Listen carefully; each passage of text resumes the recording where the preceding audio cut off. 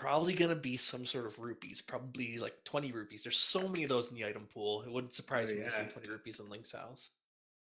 I believe that's like 20 of them.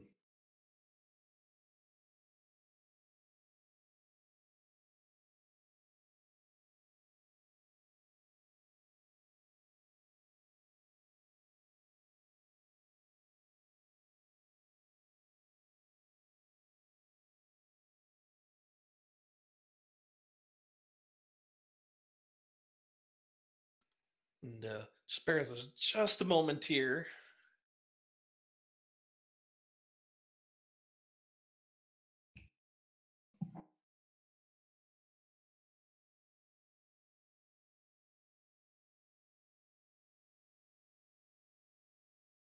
There we go. Hammer is going to be the weapon of choice from Uncle today. Oh, that's a good item to start with. That's an amazing item. Oh, well, we can pretty much end the race now. We found the arrow. Fabled single arrow.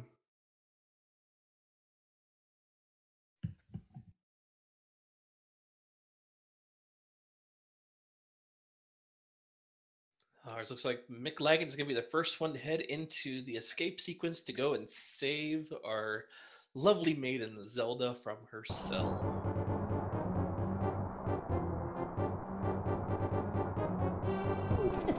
Yeah, Hammer's one of those really nice items to find starting out with. You know, does tempered sword damage, so it's a really good, strong, powerful item to start off. You'll be able to one-shot just about every enemy coming through here, aside from all the chain knights. Yes, I believe so. Oh, the move already. That is already part one to the Dark World unlock. We only need the gloves now to have full access. Indeed, we could have the entire Dark World access ready for us by the time we leave escape here. This could be a really quick Dark World entrance. You could see Hype Cave really quick.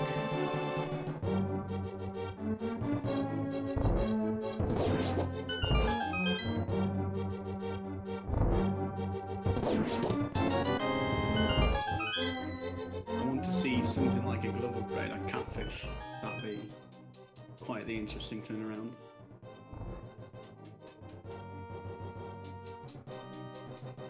Yeah, the glove of Catfish could be interesting. Of course, you'd have to find the glove here first to get towards Catfish, for it does require you to have that. Yeah, either glove or could even find flippers, which could lead us up there. So. Oh yeah, that's true. You can see Mclagging using that pot and a hammer smash to take out that ball and chain. That's probably the quickest way you can do it with the hammer. And Alo right on his heels, so both runners making their way through here. It's pretty straightforward so far.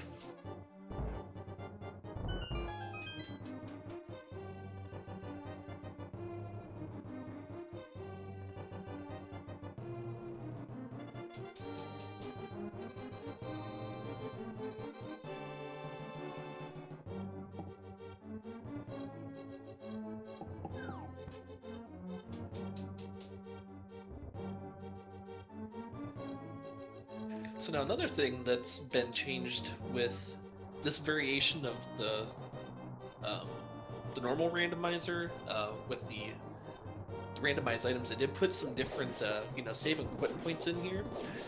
You know, that way if you do start with something like bombs or, you know, bow or something that requires magic, you can quit out and you know, get some magic back or get bombs back. Unfortunately, we aren't going to get to see that today because, you know, we did find the hammer first, but, you know, that's a nice little touch they added to this to prevent, you know, having to pretty much encounter, you know, a soft lock to your seat so that you didn't have to save and quit and remake your game just to try to get through the escape. So it's really cool. Yeah, so there's quite a handy failsafe built into the randomizer itself.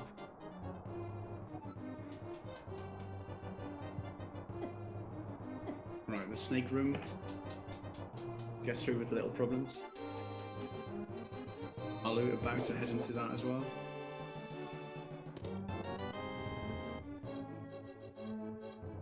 So Still no glove. We've got we found some bomb drops from Mclagging, so we'll be able to check the 3 chests on the way out of here. So unfortunately, Alo did not pick up any bombs during his visit, so hoping for Alo there is nothing too important in the back gate. Yeah, we may see Alo smash some rats or some snakes upcoming to try to get a bomb drop here.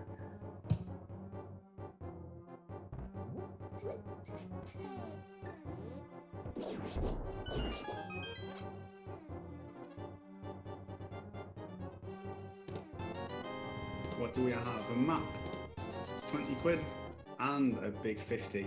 That's going to be very nice coming up to the bottle vendor, which will require 100 rupees to get his item. Yeah, we'll definitely have enough rupees when we get there. There's 40 rupees really easily accessible just by checking the well as well as the blind set.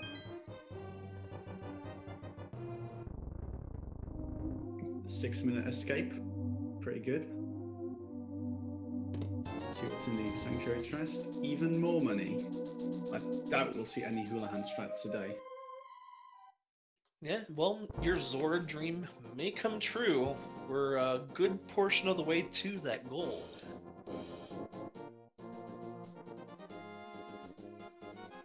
Yeah, thankfully for Alo, those chests didn't have anything in the back portion of escape aside from a few rupees. But so not stopping to kill enemies for those bombs, not gonna hurt them too much right now.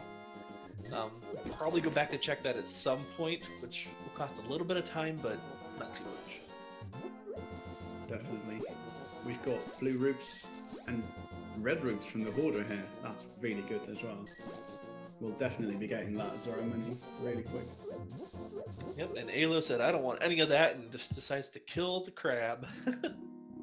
Rest in peace. And that right there is the single best green rupee in the game. Yeah, I mean, honestly, they're gonna have to get that, right? I mean, if you really want that green rupee, I don't know. I don't know if Aghanim's that. Aghanim's not worth a single rupee to me, anyway. Yeah, Aghanim's not that worth.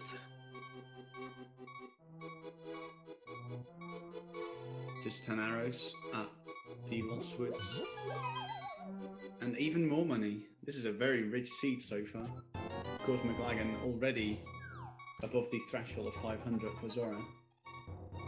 Alio, of course, following closely behind. Tree pole there for Alo gives him some magic pots, so if we find something to use those with, that'll be very advantageous for him.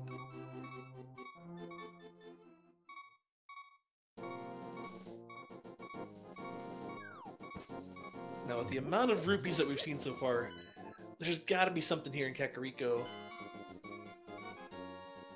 Now, if I saw that correctly, Tower of Pharaoh is our green pendant today. Eastern Palace is going to be one of our crystals, and I believe Desert was another. I did see Tower of Hera and Eastern, but unfortunately I looked at the same places you did.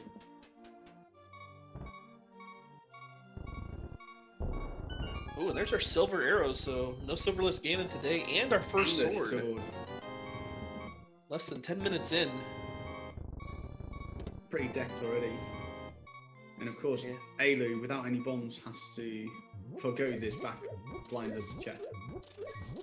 Yeah, I think Alo was hoping to find, triple bombs somewhere and avoid having to purchase any down here, but it's going to be required, unfortunately, for him to get that. Yeah, and now the one chest that he did miss is the one other piece to that Dark World puzzle, the Power Glove, which Mclagging found in the back of Blind Set. So we have Dark World access less than 10 minutes into the seed.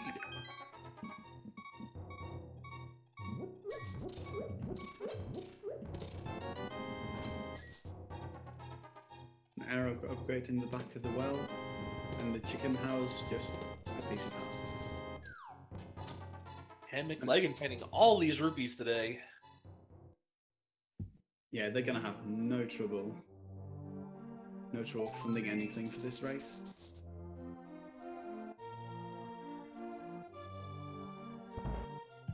Well, there is 3 bombs. Yeah, bet Ayla wishes he found those maybe a minute sooner. Yeah, just a little bit too late.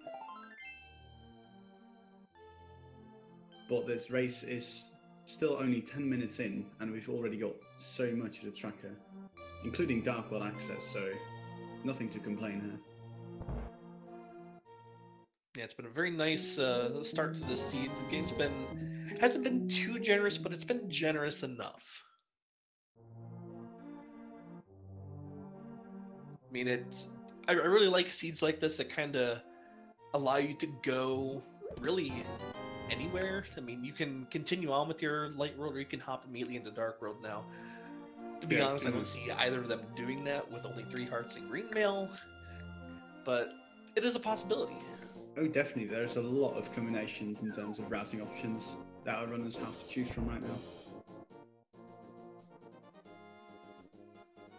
Only a hard piece up on library.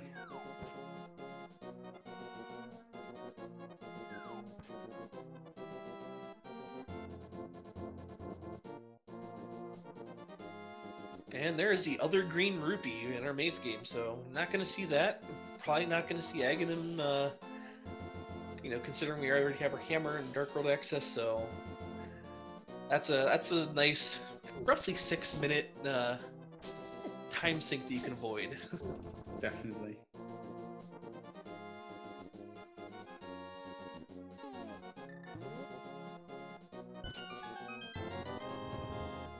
I did miss where we got the shovel though, but it led to a full heart container. Yeah, I believe the shovel was the very first item that they picked up in Link's house. Ah, that's what we missed. Apologies. Alright, so Mclagging about ready to go do the South Shore route here and check the dam and see what our soggy item of the day is. Alo seeing that green rupee, decides he does not want it. He's probably going to go dig up that heart container as well.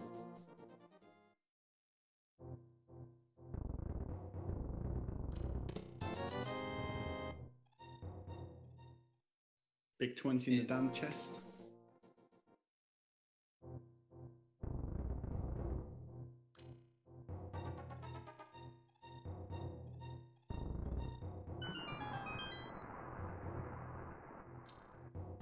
Halo having a bit of trouble with these guards, yeah? In the Sacred Forest. Yeah, oh, no, gets 2 hearts though. The Grove.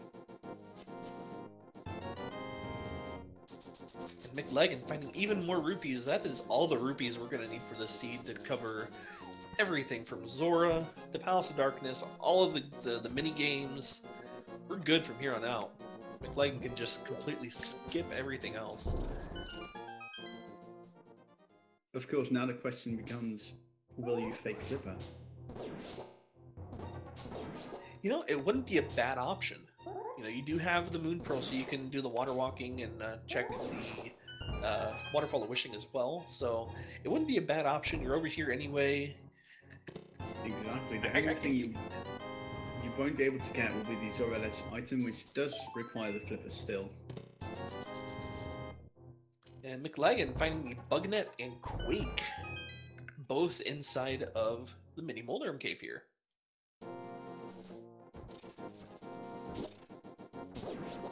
And good news is for Alo, those 300 rupees will put them in range for Zora, so we could see Alo do the fake flipper as well and still, you know, make use of all the rupees here. So definitely, Mclagging opting to check out Ice Rock Cave first, one of those out of the way locations that don't really have a proper time other than the very beginning of the South Shore chat. Yeah, there's really no good time to check Ice Rod Cave. Some people, you know, may put it off until you find something that allows you to traverse the overworld a bit quicker, like the flute or the boots. But it's not a bad check, you know, this early on. So. And with Mclagging not quitting out there, we are likely going to see the fake flipper play from here.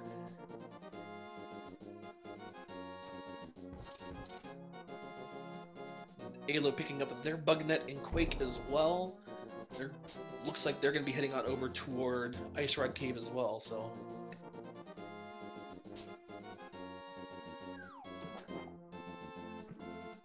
There we go, Mclagging successfully gets the fake flippers.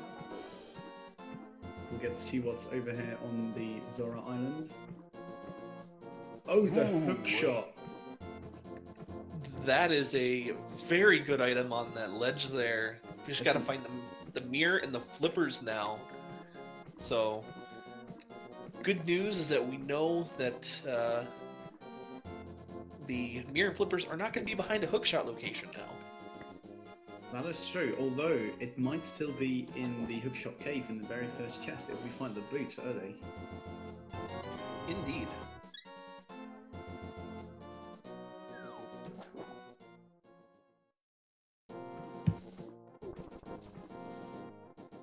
Like, dude, really want to set up that fake flipper exiting out from Hobo. And Allo looks like they're about ready to do the exact same thing. They didn't put out from Ice Rod Cave, so we'll likely get the chance to see them fake flipper here and get all this information that we're seeing from Mclagging right now. Of course, Mclagging making his way over to the Zora area, going to get these 2 chests from the waterfall ferry. See what those hold for us today.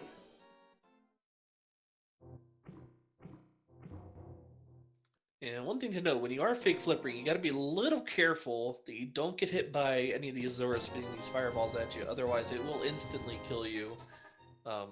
It is another one of those fail-safes that's been built into the randomizer. Typically you would get a soft lock, you know, if you're playing the standard game.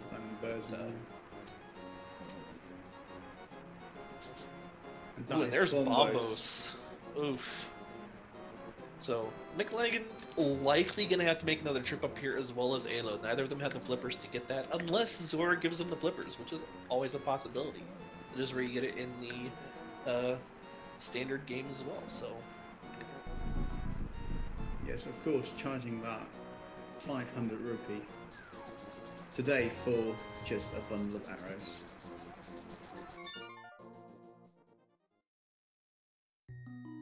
Ooh.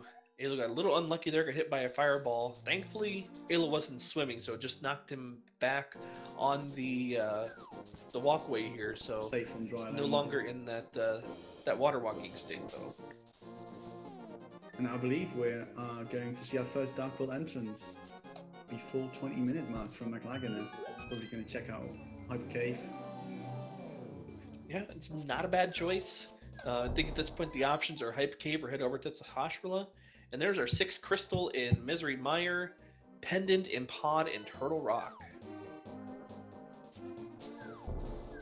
That means we should find the Ice Rod soon, right? Turtle Rock Pendant? Oof. I hope not. Of course, we still need a lot more to get into Turtle Rock before that dream comes true. But in Hype Cave, we've got even more money. The lamp, and even more money. Yeah, I mean, the lamp is decent. It's definitely not required by our runners right on their screens here, but technically, by logic, it is required to beat certain dungeons, locations, as well as to get through certain caves. Yeah, so we do see our first divergence here. Allo decided to go to Sahasrahla. We'll see if they decide to combo this into Eastern Palace now. No, they're just going to save and quit on out, and we may get a chance to see another head cave dive here.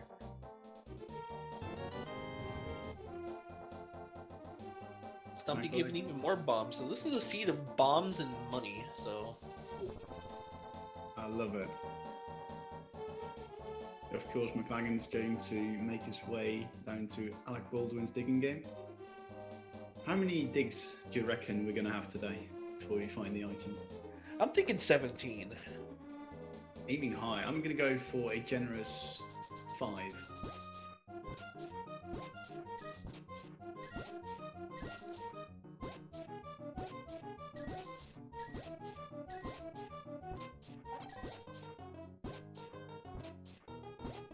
yeah. We're both wrong. Oh my. Are we going to go the full, what is it, 30, I believe? Yeah, it is 30. 29 digs. Oh my goodness. All of that for a vanilla heart. Mclagging opting not to pick it up though. It's gonna note right on out. Yeah, it looks like Ayla was going to be heading to the Dark World through the Village of Outcasts. So he's going to head up towards there. Looks like Mclagging may be heading that way as well. Mclagging could also be going up to Death Mountain, but you can only really chat like 3 locations there. Yeah, it looks like we're going to be seeing Dark World here from both of them. Only difference is Mclagging does have the lamp that Ayla does not. So thankfully, none of these rooms here, you know, really require the lamp. None of them are, you know, dark rooms as well. So it isn't really going to hurt Ayla by not having that yet.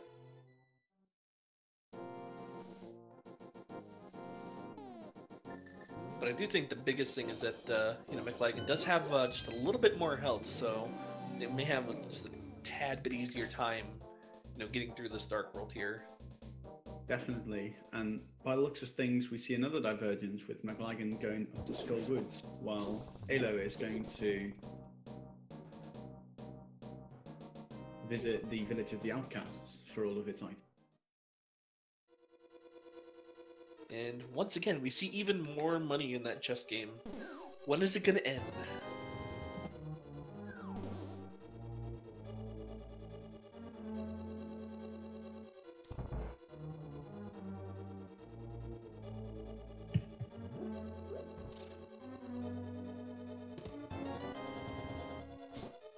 And Mclagging only finding keys right now. It does make routing a bit easier in this dungeon, but so far only keys have been found. Yeah, including the big key, so that's another location here. Mclagging can check now. I reckon he would do the bomb jump here.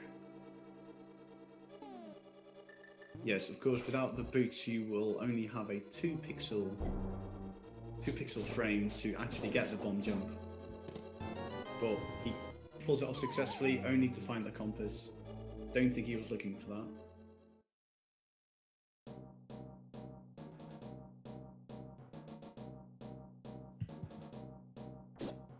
And Ayla diving into Thieves Town here.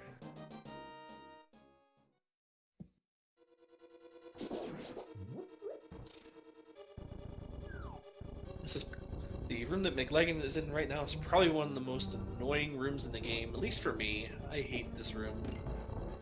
Definitely, without the Canis Samara to just put a block on that switch, and with the Wall Master coming down every so often, and the Gibdos just trying to make your day the worst possible.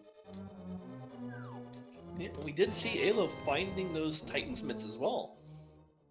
Ooh, that does blow Catfish out the water for my prediction, though.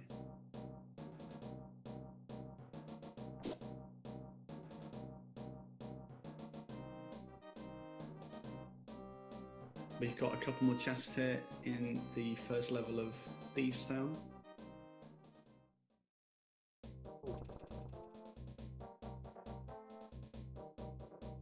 Alright, the big key in its vanilla spot in the dungeon. So Ayla will be heading on to the back here. Now, something that's really interesting, they changed, I want to say it was in version 28, if I'm not mistaken.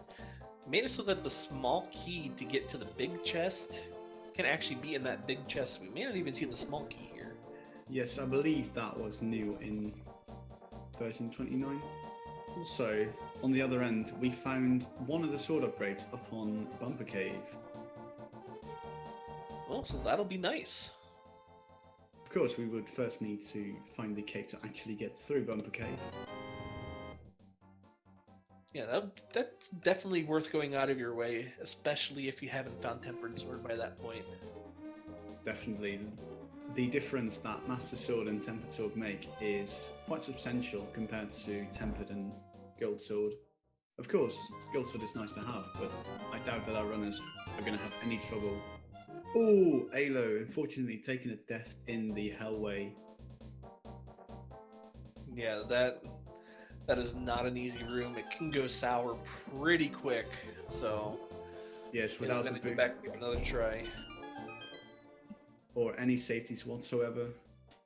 Of course, this seed has not been very healthy so far. We have Alo sitting at only 6 hearts up until now. Yeah, we haven't really seen you know, any safeties really. We've not seen any bottles or the closest thing we have to a safety right now is a bug net, but there's nothing we can do with it right now.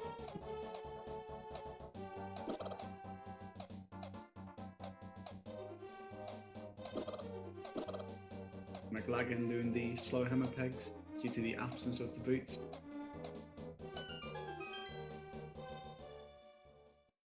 And there we go. Alo gets through there. Much easier time this time.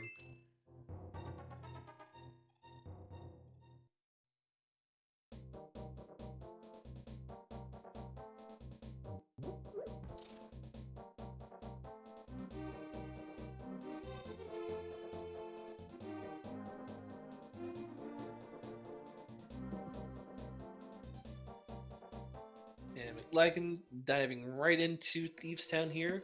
Still haven't seen much of anything here.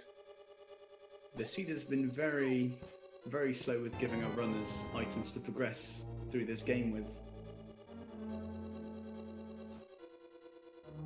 And if I'm not mistaken, 3 of the first 4 chests that we've seen in this dungeon were dungeon items.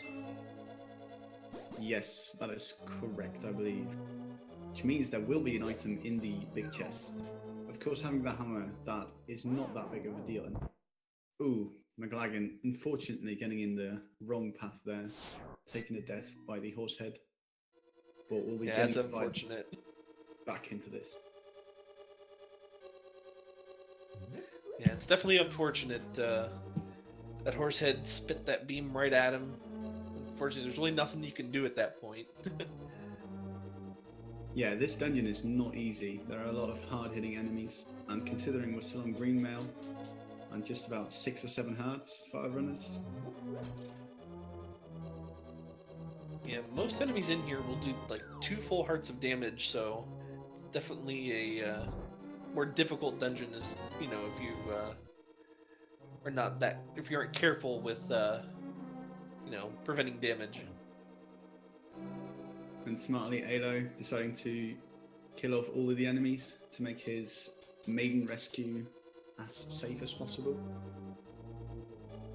Alright, now, if I'm not mistaken, we never found that small key, so that small key is probably going to be in the big chest. We won't have to go into that room. There's no way for us to actually get in that room. Because I don't believe blind can actually have the small key. I could be wrong, but I believe that's something that blind cannot have.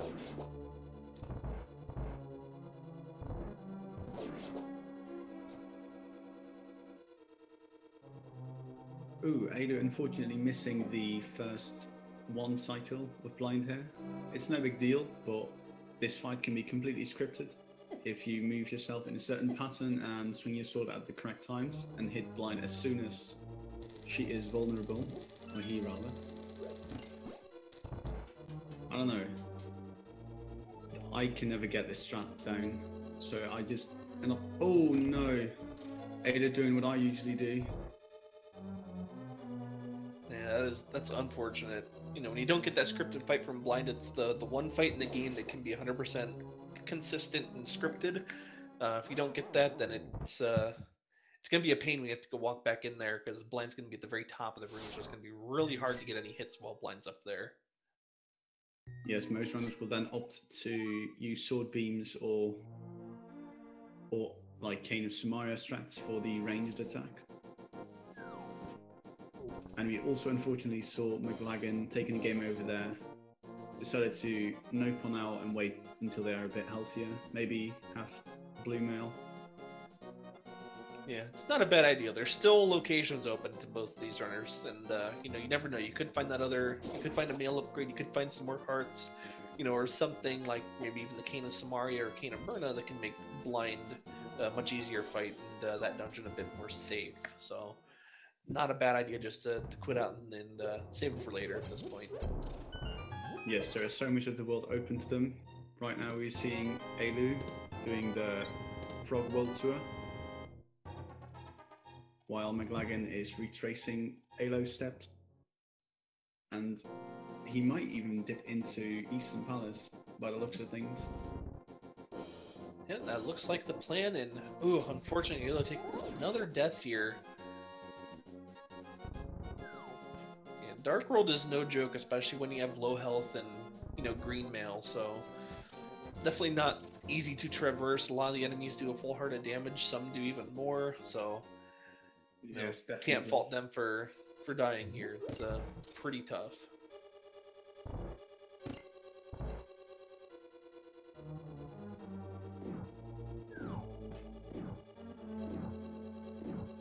Mclagging coming up on the first chest here in Eastern. There are 3 item locations in Eastern Palace. So this is also considered a Sphere 1 location, which means, oh, the Fire Rod. Well, that's a nice find. That would have been very nice to have early on. To continue on with my story, the Sphere 1 items are items that can be acquired using basically your starting equipment, bombs, and money.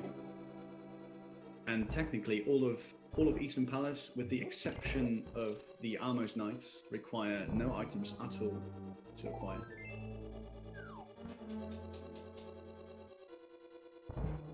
Yep, the Armless Knights, and then whatever the chest is past the like the vanilla big key chest, because you need the lamp to get in there.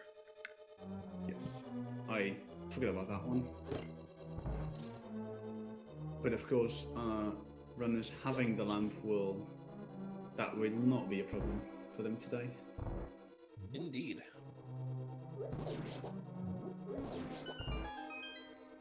So after this, if you're Mclagging, let's say you don't find another item here, where do you go? Do you go back to Skullwoods and try to take on Blind afterward, or? Honestly, if I were 7 hearts in green mail. Sorry, go ahead. 7 hearts in green mail is not an easy blind fight, especially without half magic. So definitely not. But considering that Mclagging has already been into Skullwoods, that does devalue it a little bit because you have already picked up some of the items. So it's going to be interesting to see what our runners are going to decide to do when they finish up Eastern Palace.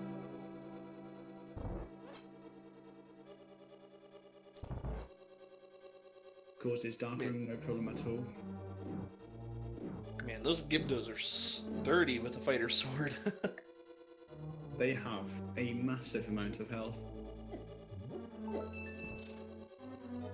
Mclagging getting the nice damage boost for just a 5er. Not what he was looking for, unfortunately. Yeah, definitely not. So let's see what Mclagging decides to do while Alo's still traversing Skullwoods here. He's got to be a little bit careful. It's down to 2 hearts. And these little, I like to call them spaghetti monsters, can do 2 full hearts of damage, so gotta be a little careful. Yes, Dark World enemies can be a bit brutal at times. Alo going to use the vanilla strat to get towards the big chest by exploding the entire wall.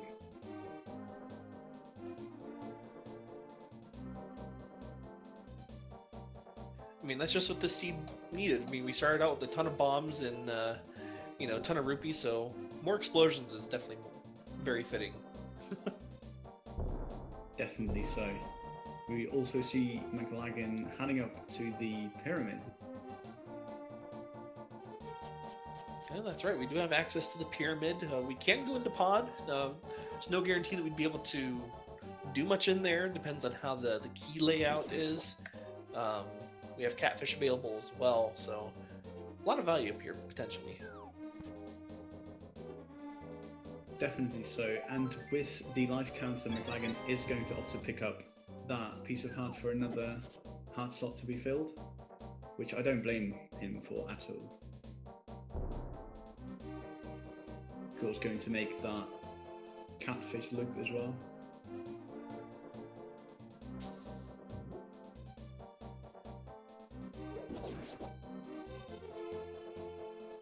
It was, and once again, my least favorite room in all of A Link to the Past. This room without Canis and Maria is a pain to navigate.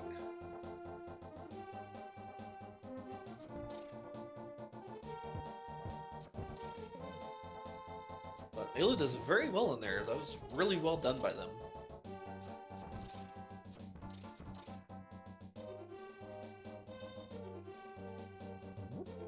And I'll have to take a Death Warp on out of here to get to that health refill. And our friend the Catfish is about ready to bless Mclagging with an item. Even more money. Just what we needed, right? I'm getting a very rich vibe from this seed up until this point. I mean, look at our money counters. We have already done Zora, and we are almost again at 1,000 rupees. Yeah, so it looks like Mclagging maybe head up to Death Mountain now. I mean, the options are dwindling at this point. We are exhausting a lot of locations where potential progression items can be, so this is not a bad play at all. Can rescue the old man. Also gives you another saving quid point right on Death Mountain, which is also very handy to have. Yeah, if I had to bet anything, I would probably say with where Mclagging found the fire rod and no actual items were found in Skull Woods, there's probably going to be some good value in the back of Skull Woods. Even on Blind as well, because there's still another item in Thieves Town we haven't seen yet.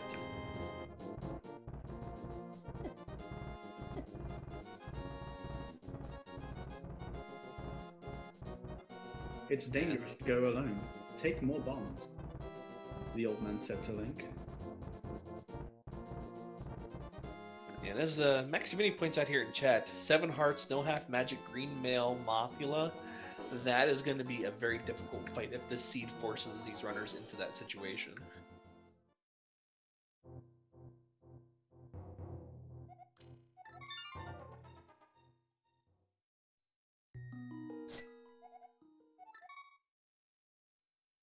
Alright, and apparently the Spectacle Rock Cave not really having much that Mclagging wants right now, so we're probably going to see another trip over to the Dark World for now. I think that's the only other place Mclagging has at this point. Yes, this is really coming down to the wire of progression items, item locations.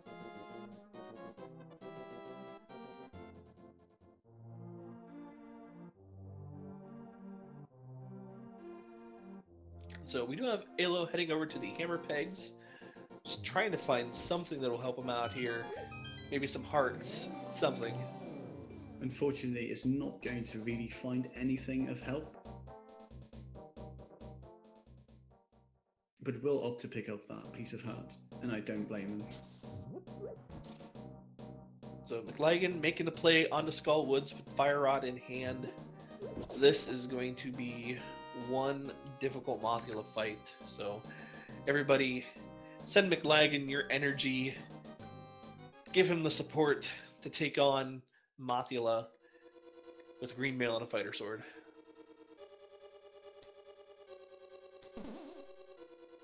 Now, I gotta be honest, if I'm Mclagging, what I would do is I would not go to Mothula first. I would check that first chest. Maybe there's something in there. I mean, something like half magic or even a mail upgrade would be huge at this point.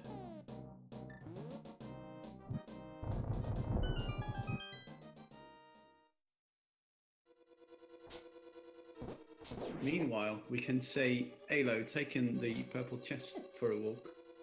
You can leave the purple chest on his screen and move away from it, so long as you do not mirror to the light world, it will stay there for you to pick it back up at a later time. so he will be able to route this conveniently in with Hype Cave to get his mostly money, I believe. Oh, and the lamp, of course. Yeah, Mclagging making sure to use the lamp there on those couple of torches, trying to conserve as much magic as possible, because it's not going to have much for Mothula. It's going to be a lot of slashers or spins here to try to bring down the moth here. Yes, of course, the one thing our runners are trying to avoid is to knock Mothula into the spikes, because he is coded not to take damage from level 4 damage sources, which in a vanilla game includes the golden sword, actually, which is another one of the quirky code designs of this game. Yeah, Mclagging opting to pull out the hammer here. Now, it's a much better, it's a lot more damage once again. It does tempered sword damage to Mothula. He's got to be really careful. The one more hit will send him to that death screen.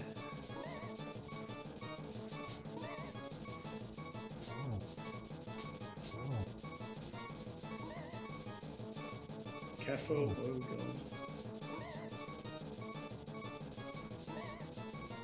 And Mothula not playing nice, staying at the top of the screen there. Unfortunately so, but Mclagging is showing us great patience in... Oh no! Unfortunately, runs headfirst into a spike, which is enough to do him in, unfortunately.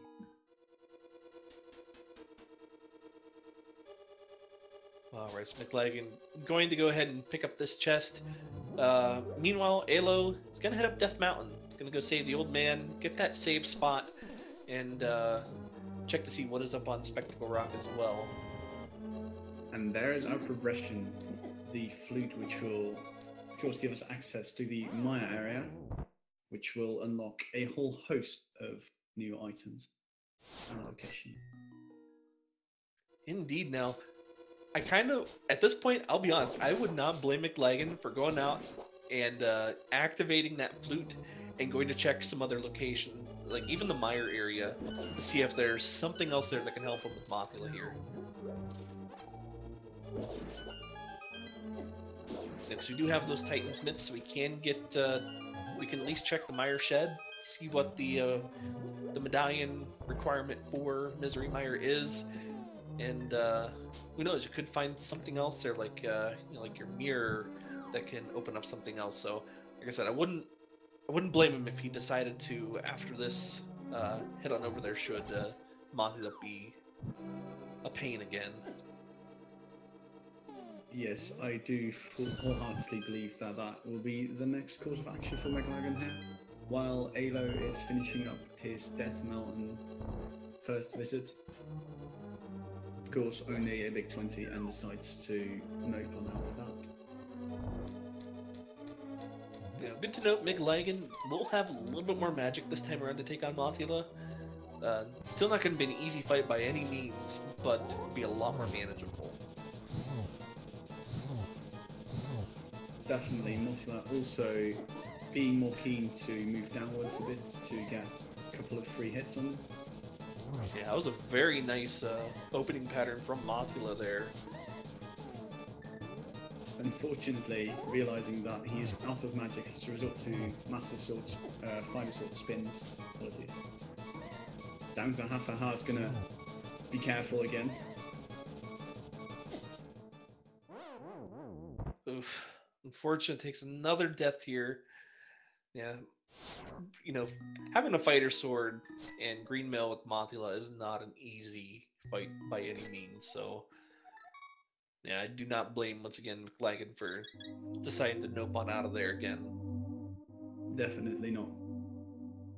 But, meanwhile, we can see Alo going through Eastern Palace, going to get his fire rod. We'll see whether or not he decides to face the infamous Mothula.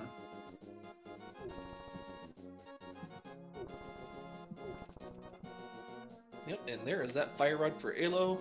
Meanwhile, Mclagging getting ready to activate that flute, and we'll see where they decide to go from there.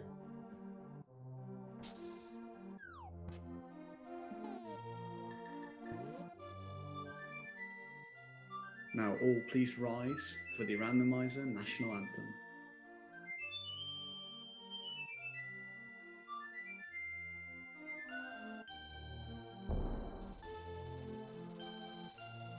very beautiful Mclagging.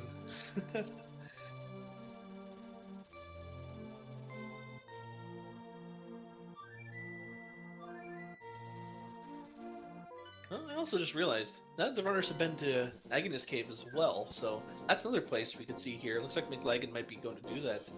Ooh, and there's the cape. So if Mclagging can find the Book of the Mirror, we can get into the desert, get that cape, and then go grab that sword from Bumper Cave.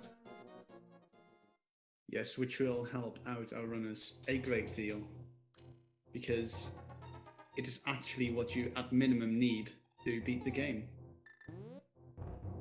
And I'm sure both of these runners would love to have Master Sword when they go back to Mothula. Unfortunately though, Agana turning up with just another piece of heart. Of course, it is a nice safety to have, but not what Mclagging was hoping for. Yeah, that piece of heart, while it's not what you really want to see as far as progression items, at this point I'd be really happy to see a piece of heart, because that just means I'm just that much closer to finding, or to filling up another heart container, you know, considering there's been practically 0 safety items and very little health so far in the seed, so. Exactly. Of course, very valuable as well to find a heart piece that will fill up your hearts. As we found out that Quake is required. I wonder if we're going to see a dip. No, we can't see a dip into Maya unless we found the boots or the hookshot in these 2 chests. Yeah, we can stare at that big gap there, but not much else after that. I'm still new to this game.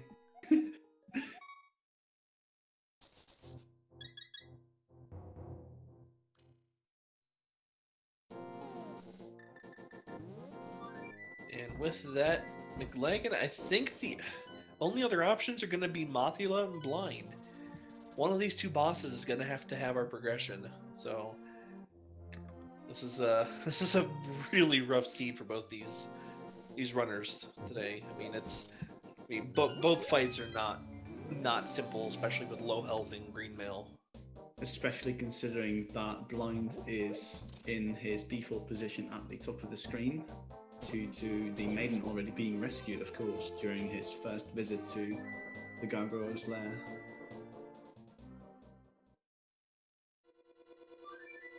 So, good thing though for Mclagging is he never actually did activate Blind. I believe they took a death and decided to get out of here. So that'll be something that Mclagging has going for them when they do bring the maiden to the boss room. Or I should say, the blind maiden to the boss room.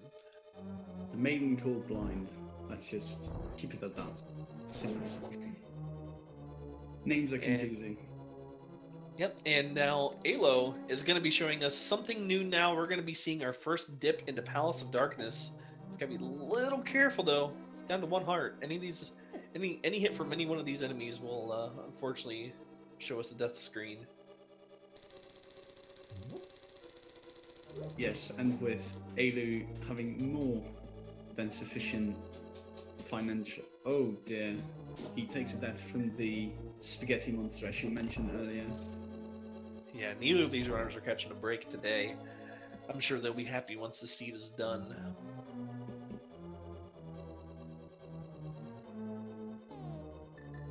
But that does not deter Alo. Alo's going right back to it.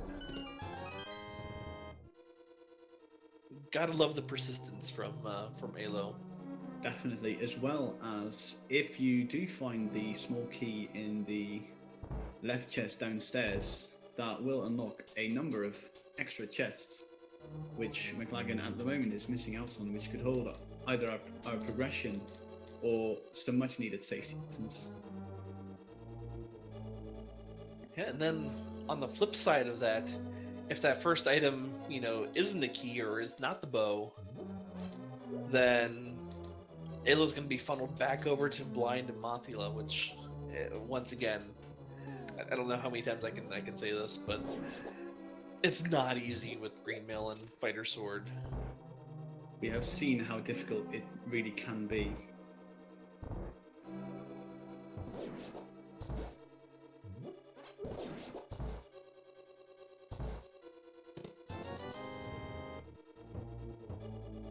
Mclagging picking up blind is going to be making his way over to the boss room here.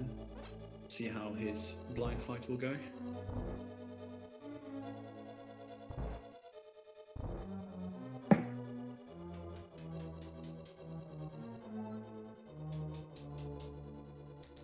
And meanwhile, Alo's gonna go to the southern access point here for the Dark World.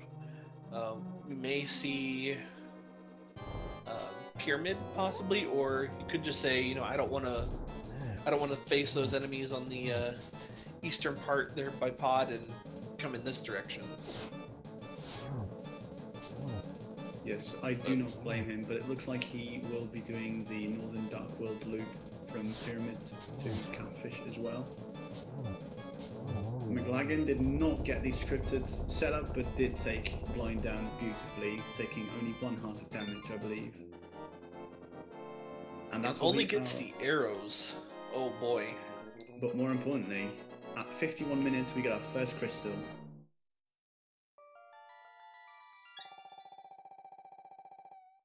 So if you're Mclagging now, do you go over to Pod?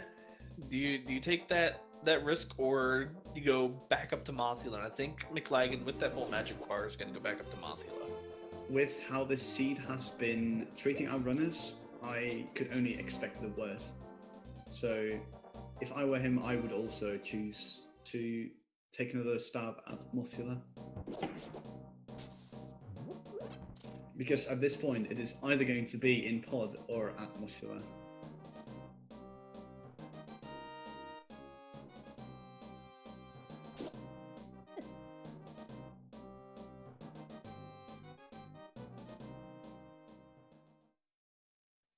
So, third time could be the charm here for Mclagging, and unfortunately, Alo taking another death on the way up to Catfish. Those Dark World Octoroks do a lot of damage, because keep in mind our runners are still only on green mail and have not yet filled the bar of hearts here.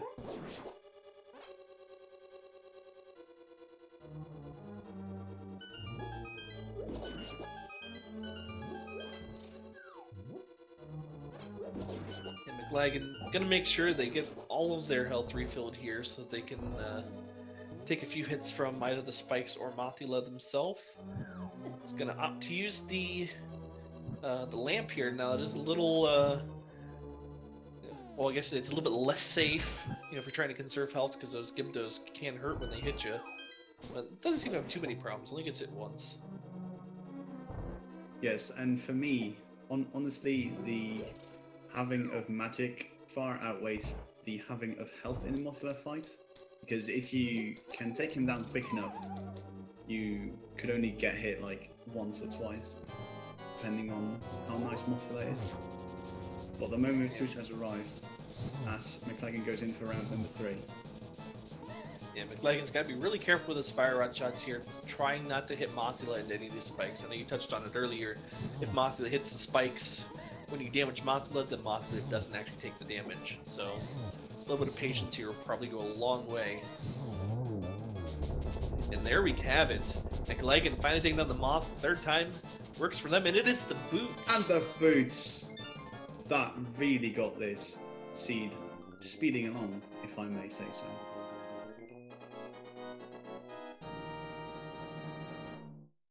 Meanwhile, we can see Alo taking a dive into Pod. It's currently only at half a heart, so we'll have to be careful not to take any hits. Yeah, I'd imagine Alo setting up a death warp in this room. It's pretty easy, so you can get hit by one of these fireballs and you can refill your health. And we do find a small key, so we have a go on Palace of Darkness.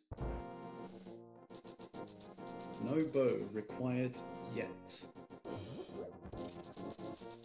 Yeah, so I do kind of want to touch back to those boots Mclagging found. That does open up some locations. We do see Mclagging head into King's Tomb right now.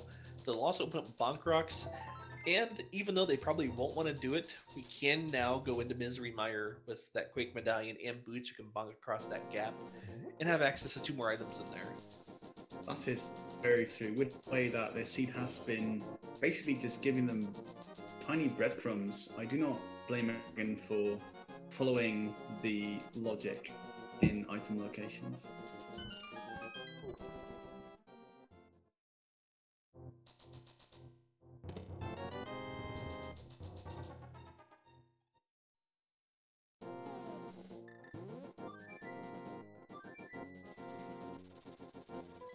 Meanwhile, Elu, finding the mirror in the vanilla big key in Palace of Darkness, that is huge.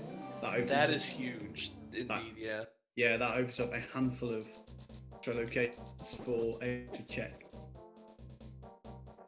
Yeah, and with that mirror, we now have access to Desert, which will get us access to that cape, which will then in turn get us access to the Master Sword.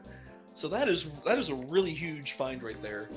And we can now go up Death Mountain, we can get into Tower of Hera, we can get to East Death Mountain.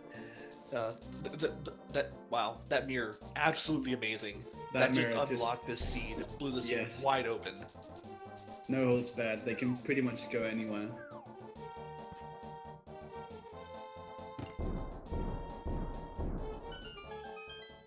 Of course, we are seeing Mclagging opening up the Darkness, going to be getting his mirror soon as well. This seed has been pretty linear in terms of where our runners have to go for progression. There hasn't been... Let me rephrase that. There has been deviation, but it all seems to come down to this single location that the progression is just unlocked with.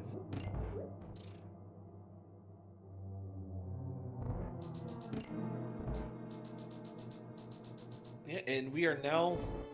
Also, you know, to mention, we are now flippers away from getting our hookshot as well. So, yeah, that mirror absolutely blew the seed wide open. And there's the flippers. So, we do have access to the hookshot now. And with that, having access to hookshot also makes Swamp Palace completable, which is another 6 items.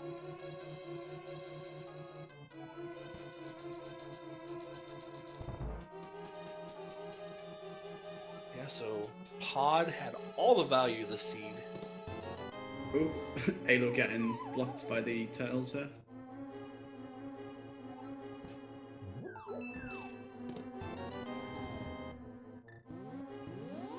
Of course, a bit curious why the turtle enemy is not in the rock made for turtles.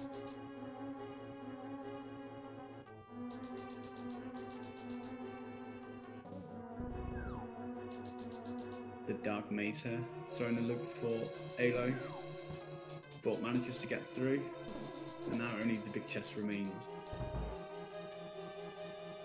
Yeah, and if this isn't the bow, then we're pretty much done here. It is a piece of heart, so while it's not the bow, it's still very welcome considering, once again, haven't found much health, haven't found any kind of nail upgrade, so that piece of heart is pretty good. Oh yes, definitely. And considering Palace of Darkness is our blue or red pendant, we might not need to go back there unless, of course, there is going to be a required item on that pedestal.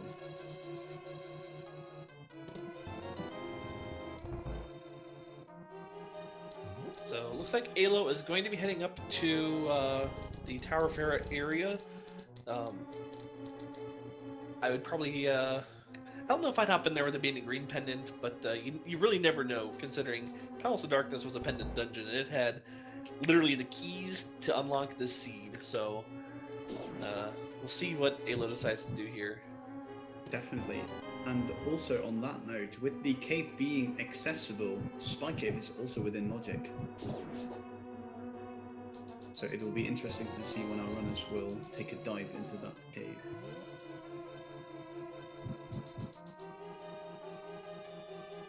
And Alo says, "Pendant dungeon, I don't care. I'm going in there anyway," and finds the book.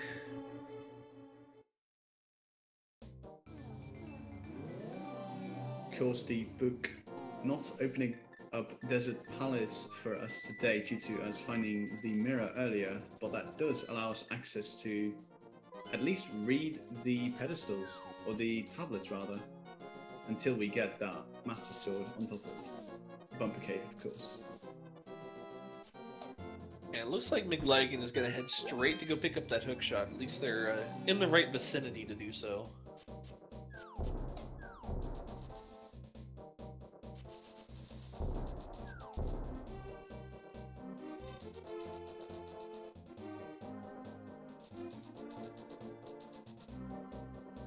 Yeah, that's exactly what Mclagging is going to do. He's going to grab that hookshot. Now that hookshot is also, you know, it's a really great utility item. It's great offensively, you know, especially in you know, some of the later dungeons with you know, Ice Palace. It's very good defensively, as it can stun a lot of enemies as well. So it's a really great item. I definitely do exactly what Mclagging did to go pick that up right now. Yes, it is definitely one of my favorite items in the game, especially since you can hookshot to quite a surprising amount of objects in this game to speed up your overall movement, especially if you don't have the boots yet. Of course, for our runners, they already found that earlier, but we see Mclagging picking up the cape. I'm sure he will be eager to pick up that Master Sword waiting for him. Oh, unfortunately entering the warp a bit too low, getting spit right back out into the light world. Yeah, and meanwhile, Alo is heading up into the Moldorm fight. He's getting that hammer ready, gonna try to smash that tail 3 times. And, you know, this also is the green pendant, so it does unlock a potential additional item from Sahasrahla.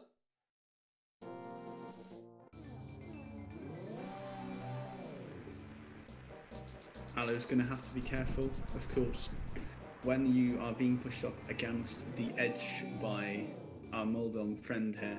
If you hold out your sword and hold in the opposite direction of the pit, you will not actually fall. But unfortunately, his sword was not out that time and takes an unfortunate fall to Trolldorm. So we do see that Mclagging is heading into desert now, and those boots actually appear to be required as, well, they are definitely required as that small key is on the torch there, unless, of course, the big key is in this chest here. Which it is, because of course it is. Also, our runners could have opted to steal the key from the second half of Desert Palace, which is not in the logic, but is something that you can do to gain access to these 2 chests, which will be considered a sequence break. Unfortunately, so far only turning up with a map, as Alo finishes off Moldorm for the green pendant. Alright, so that was the first item in Desert, and that was a 20 rupee grab, so that boot's still not necessarily required, as that was not a progression item. Oh, and the Cane of Burna is on the Ether Tablet. That is definitely not required, but is a very nice safety to have at this point in the game. Because an hour in, we have not made much progress in the health department or the mail department. Yeah, and if Alo can find a sword here on East Death Mountain, we do have the Spiral Cave, as well as you know, Paradox Cave, and as well as, you know, Dark Death Mountain. I would definitely see them picking up the Cane of Burna there, because you can hop right on over to Spike Cave, and with the Cane of Burna you can actually get all the way through Spike Cave just by walking and not have to worry about taking damage.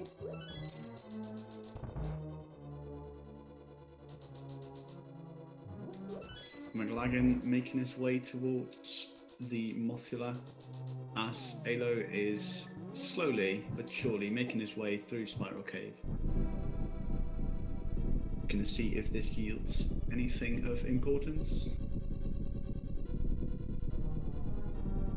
I'd say that's pretty important to our runners right now. Some extra life, yeah. But... yeah, very welcome item.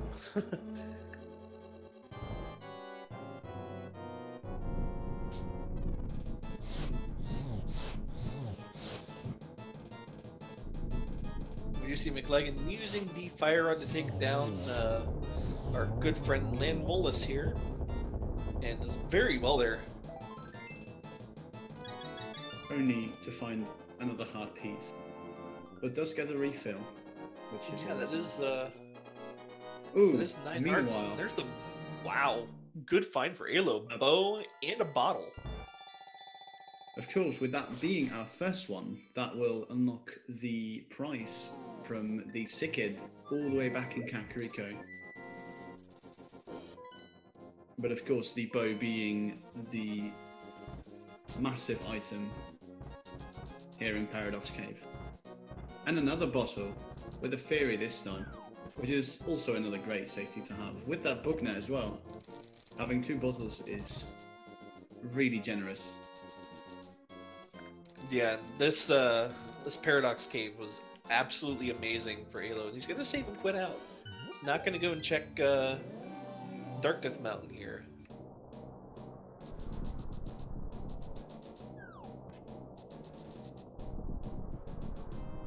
If you're Alo, do you just go straight over and just get those 2 crystals out of the way at Pod and Eastern now? I think I would.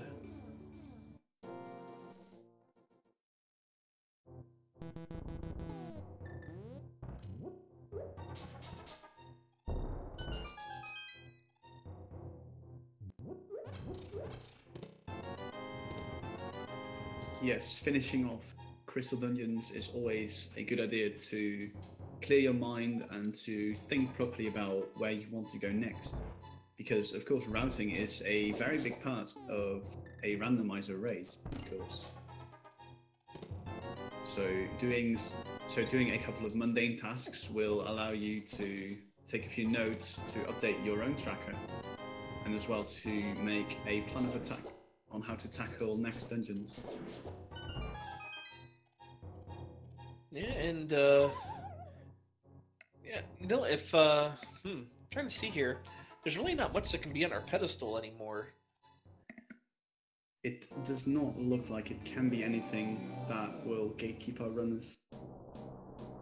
Yeah, 'cause I think at this point, the only thing we're really, believe it or not, the only thing we're really looking for now is really just the Cane of Samaria.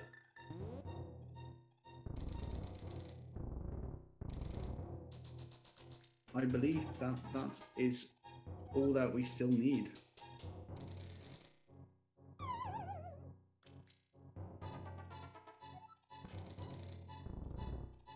And thank you, chat, for correcting me on my mistake. Path of Darkness is indeed just a pendant, but with that mirror in hand, Alo can easily switch over to the Light World in order to see what the Armos Knights have. So we did just see Mclagging in the Super Bunny Cave and found Ether. So far, Alo not missing out on too much. We'll see if that changes here in Hookshot Cave.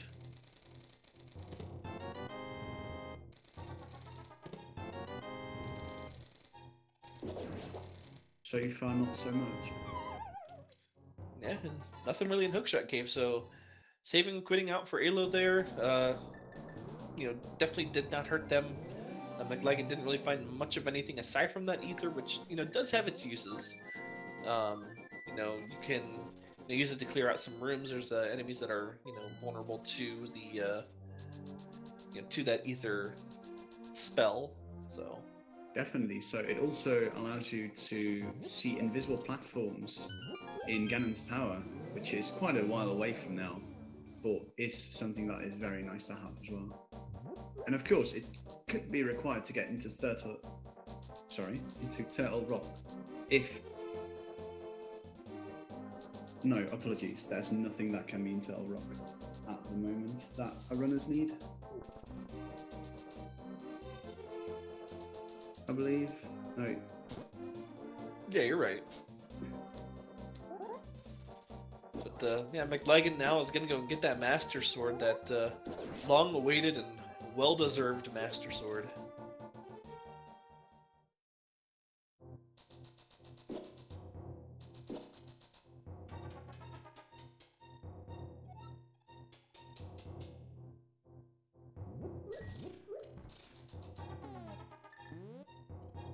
Mclagging showing us that you do not need the hookshot to actually get across that pit for you can walk on the little pixel line right to the left and get rewarded with his Master Sword at long last.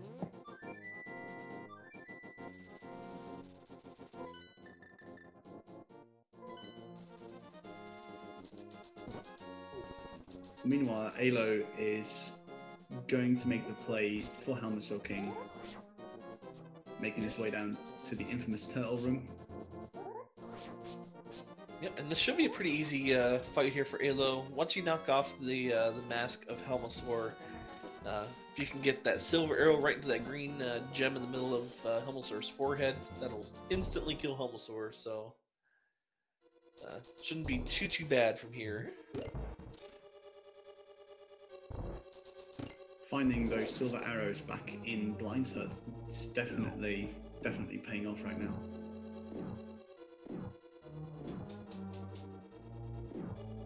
Yep, and another good thing here for Alo is we'll be getting some really good information to see if Helmsor King is required for our next item here. So.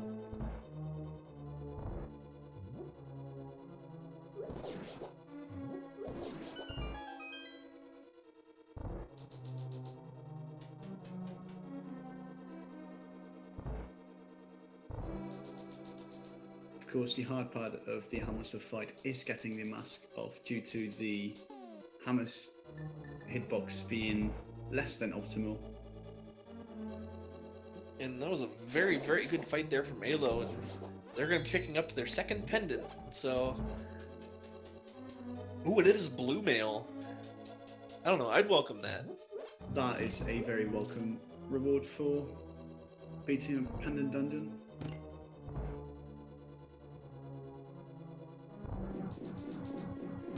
Yeah, I'd definitely accept blue mail. I mean, it's not required, but it's a really nice, I guess you can call it a safety item or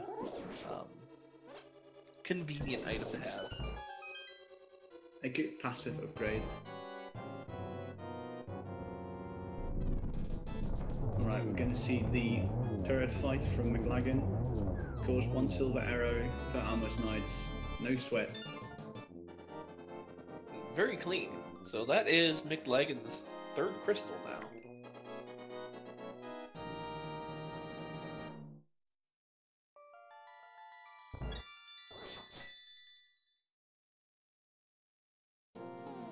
Actually, that will be his 4th crystal. Oh, that's right. I just realized he had done desert, so yep, that is the 4th crystal. Of course, Alo is following closely behind to get his Almost Knight's crystal. And we see Mclagging dipping into Ice Palace. We have not seen that from either of our runners yet. And we have had access to ice for quite some time. Yeah, and something interesting here for Mclagging is that Mclagging doesn't find the Keen of Samaria in the first couple chests here. Well, really the first chest here. He'll be forced to do the Ice Palace bomb jump, without having that Keen of Samaria.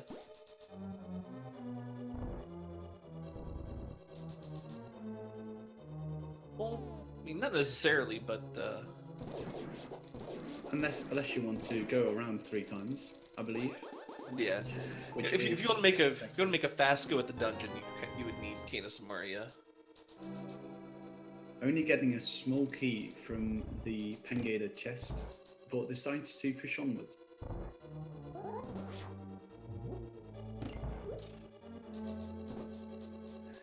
And that's honestly what I love to find in that chest there. It really opens up some creative routing choices for the remainder of Ice Palace once you get past these next couple of rooms here.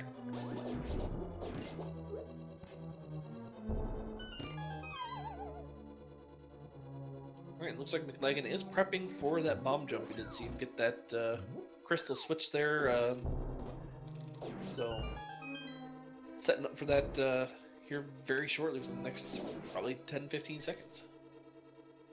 Yes, meanwhile, Alo finishing off getting his crystal from the Eastern Palace. We'll see where he opts to go next.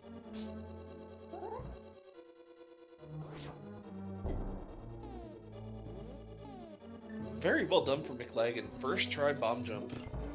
That bomb jump is not easy. Because it requires 2 pixel perfect placements of both the bomb and Link himself before the bomb explodes. And we get to see this fun bomb strat in the Pengato room again, which is always welcome. And interestingly here, Allo is heading into the Lost Woods here. I believe he's going to give us a pedestal check. It looks like where they're headed.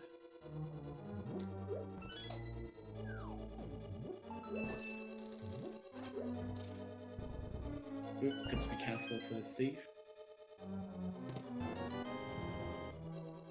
And there is a second mail upgrade in Ice Palace. Oh, so we got a vanilla mail. I mean, not the vanilla chest, but vanilla dungeon. French vanilla. About just as good, I'd say.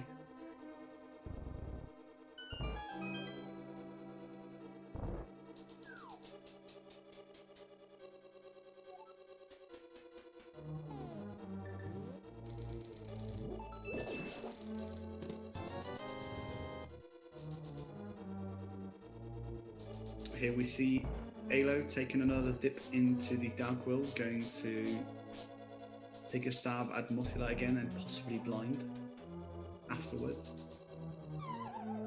Yeah, I believe this is Ayla's first time up here to go and see Mothula. I could be wrong though.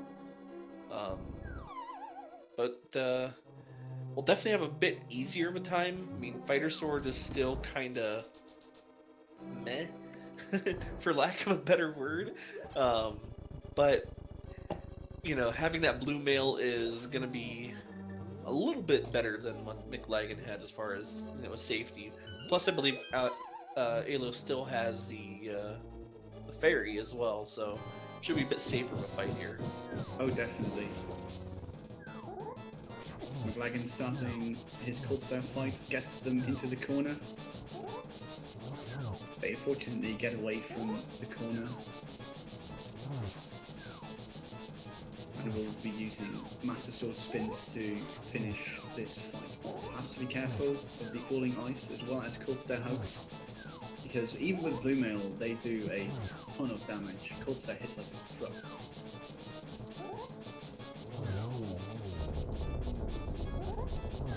Alright, there's one puffball down while Allo grabs their flute.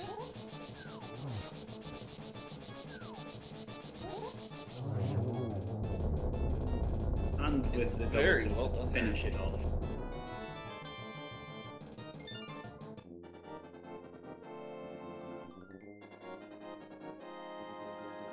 And that is crystal number 5 for Mclagging. So all Mclagging has left is what? Swamp Palace and Misery Mire. Question is, where is that Cane of Samaria gonna be hiding?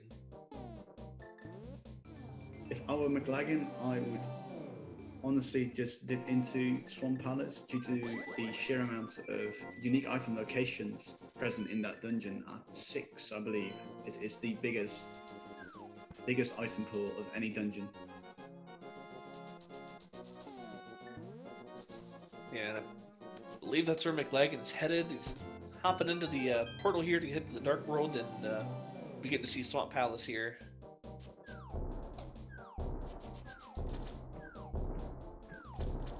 Now the question is, if you're Mclagging, do you only need one more item for go mode. Do you gamble on skipping the left side of Swamp, or do you just go ahead and do it and hope that your go mode item is over there?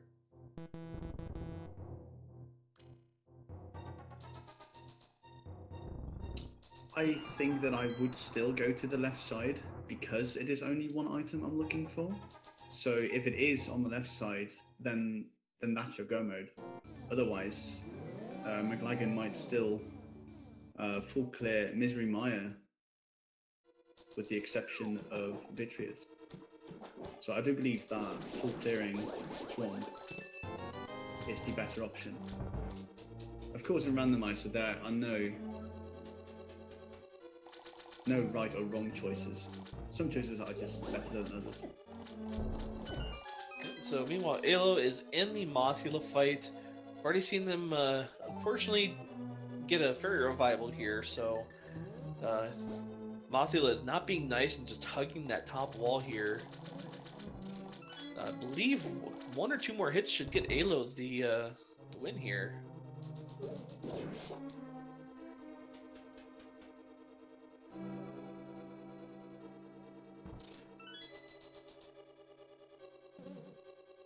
Oh, unfortunately, takes another hug.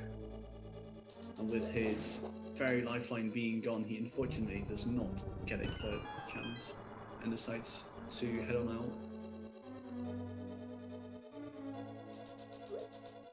Yeah, it's just a very difficult fight to have to try to manage only having Tempered Sword in there. I know not a lot of people are super comfortable having, using the hammer, so yeah, it's rough. And I believe that was a boomerang on the pedestal. Yes, that was a boomerang upgrade, which will be the blue one if our runners ever decide to complete our pendant dungeons.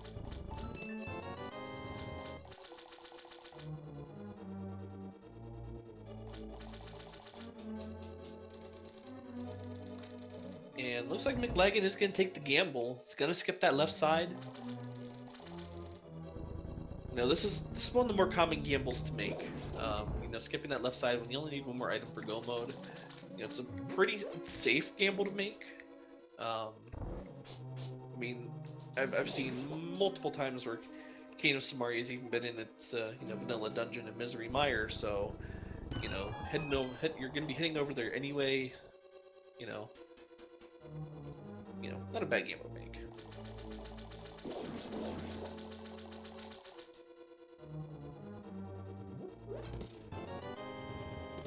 There's our Tempered Sword and another bottle. Speaking of bottles, we see Alo taking the bottle to the sick kid, only receiving a bundle of arrows.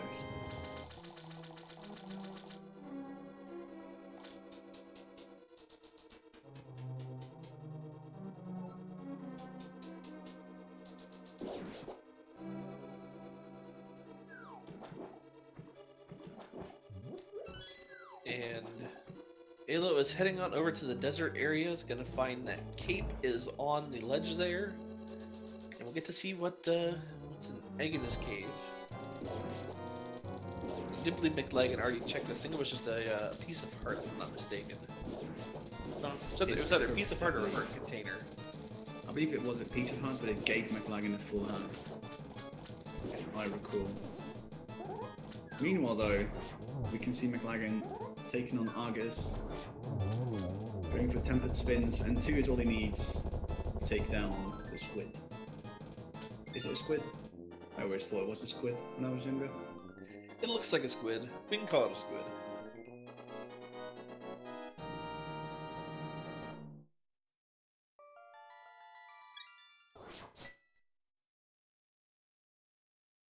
Alright, and then that is number 6 there for Mclagging, and they are going to go back in and check the left side. He's thinking about, nope, he is going to continue down to the left side here.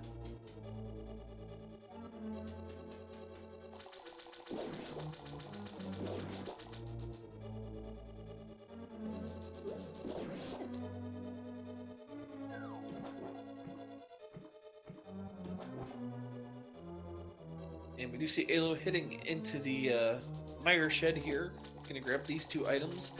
Now, I'd be curious to see. Well, no, Alo never went to go pick up that Hookshot, so can't get into Misery Mire right now. But they can make their way over to Checkerboard Cave, clear out desert. So there's quite a few things Alo can do over here. Definitely so.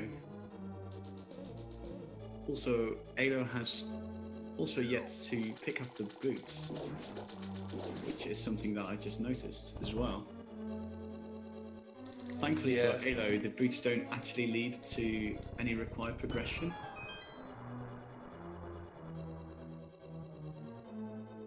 I believe that was what was found on Mothula, so had Ayla been able to take that Mothula, we would be seeing the boots from them, but, you know, unfortunately, took a death to Mothula, so... Gonna wander around and try to find some more items that can help them get through that fight just a little bit easier.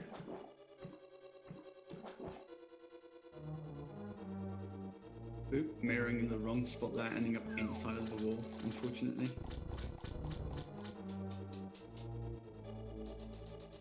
But will be making his way to get that cape, and by extension, the Master Sword.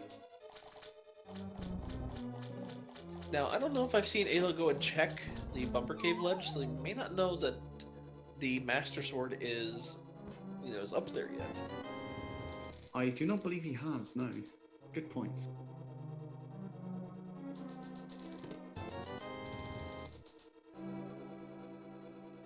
Alright, so we've seen the big key over here. We'll see if the Canosmari is in the big chest, or if it is possibly over in Misery Mire.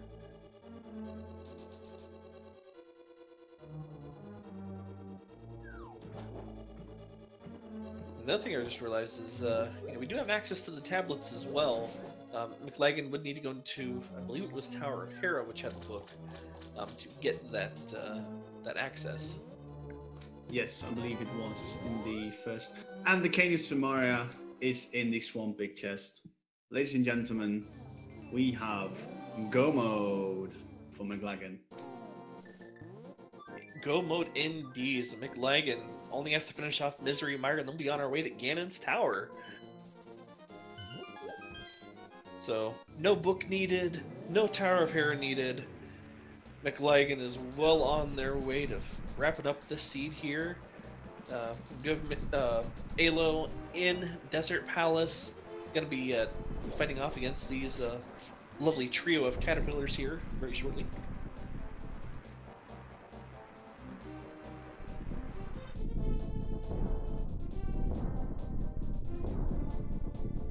Unfortunately, though, Misery Mire being the last dungeon for Mclagging, this dungeon does not differ very much from Go Mode and Full Clear due to where the big key can be located.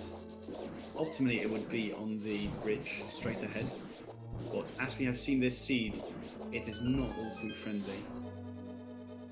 So we'll just have to see where that big key will be. Yeah, Misery Mire is one of those dungeons that if it's your Go Mode dungeon, then you know, it's one of those ones where it's either going to be really good or really bad. It tends not to be anywhere in between. Yes, it will either make you go to this chest right here and get the big key, which... There we go. So we had the Godmire today.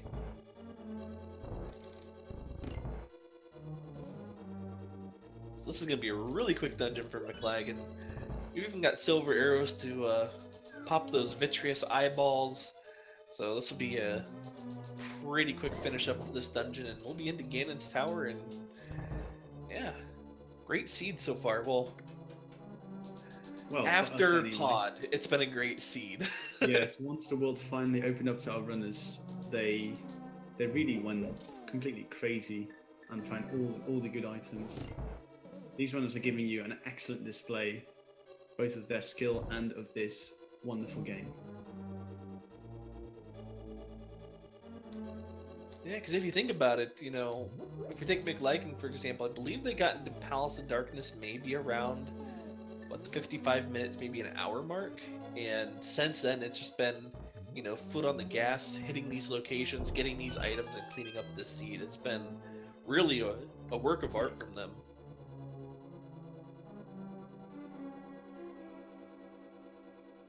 But meanwhile, Alo did finish up Desert Palace, grabbed the crystal, and is into Ice Palace.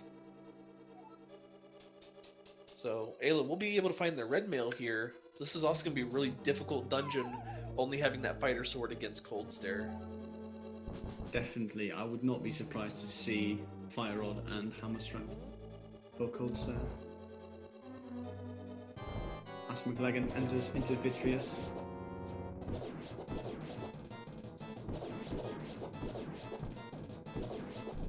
clears out all the tiny eyeballs and the big eyeball. 2 silver arrows is all it takes. Yeah, very clean fight there from Mclagging, and that is number 7. So, Stan, I gotta ask you a question now. There tends to be some sort of guessing game that, you know, some people like to play. Can you kind of run us through what that is? Yes, gladly. So now, because our runner has collected all the crystals necessary to open up Ganon's Tower, we still need 1 more item that is required. That will be the Ganon's Tower Big Key. There will be 22 item locations that are accessible without it, so it will be in one of those 22. So, if you please, put in the number you think the big key will be. And if you win today, what will they get if they guess it correct? They will get all of my love. And that's a good deal, ladies and gentlemen. So put your guesses in chat. So, I'm gonna go with how the seat's been treating our runners in the beginning. I'm gonna go with the chest number 2. oh, so you're thinking the seat's gonna be a little bit generous. Now, if I had to guess, I would say that it's gonna be on the right side, but the first 2 chests have items, so you have to go to the left side to get the keys, which would likely take you all the way around to Armos, then have to go all the way back around to the right side. So I'm gonna say right side. Maybe top right chest. With the way the seat has been going, that would not be surprising. Fortunately, Alo taking a death trying to execute the Ice Palace bun jump.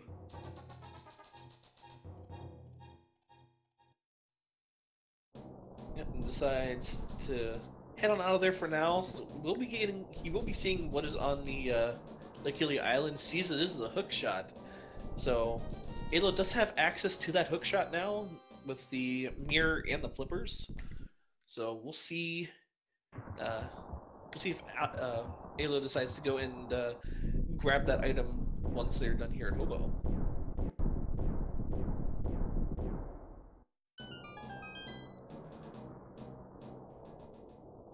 Alright, the game is on. Mclagging has a couple of choices to make. Decides to go with the somewhat standardized right side. These 2 chests, we'll see if my prediction comes true. We've got the ice rod and a small key, which will prompt Mclagging to go right side first.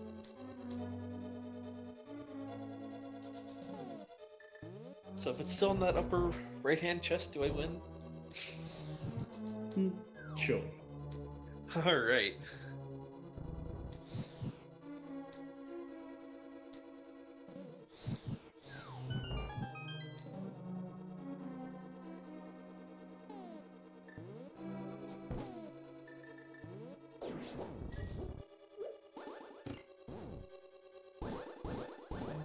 Using the Cane Samaria to hit that switch, giving a little bit of trouble, but nothing he can't handle. As we see Alo going to get this hookshot from Hylia Island. And there's the powder for Mclagging, so another safety item going up the gauntlet, so Mclagging should be in a pretty good place. That bug net's got a few bottles, powders, you can grab some of those fairies, so Mclagging should be looking pretty good for the remainder of this Ganon's Tower now.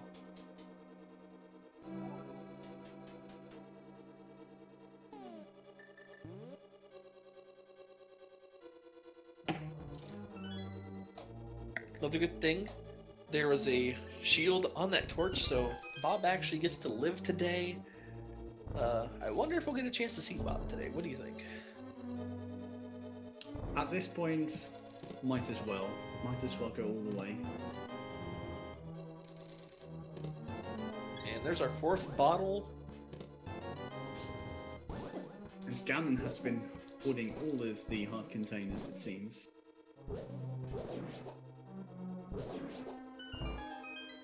As we finally, of course, have more than a full row of hearts.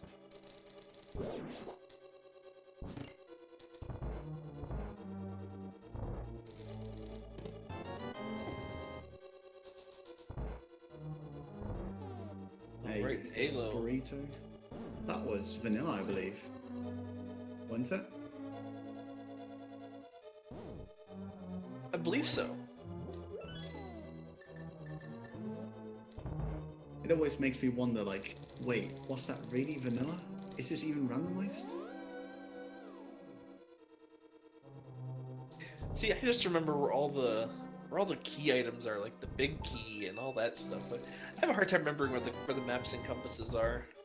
Oh, and there is shield number 2, but we do know where the third one is. Not that Mclagging will go for it, but that is our second shield. So Ganis Tower hoarding shields for us today.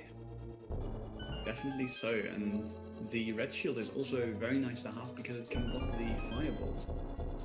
For example, when Landmoller's 2 round is here, there will be a pea shooter, which the Fisher Price shield cannot block.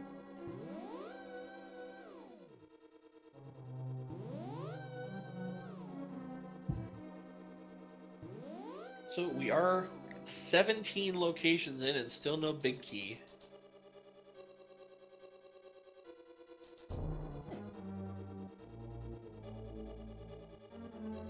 Yeah, another good thing Mclagging showing us there is, even if you don't get the bonk, if you take damage while you're going across one of those teleporters, you actually won't teleport, so you can use these beetles to your advantage there.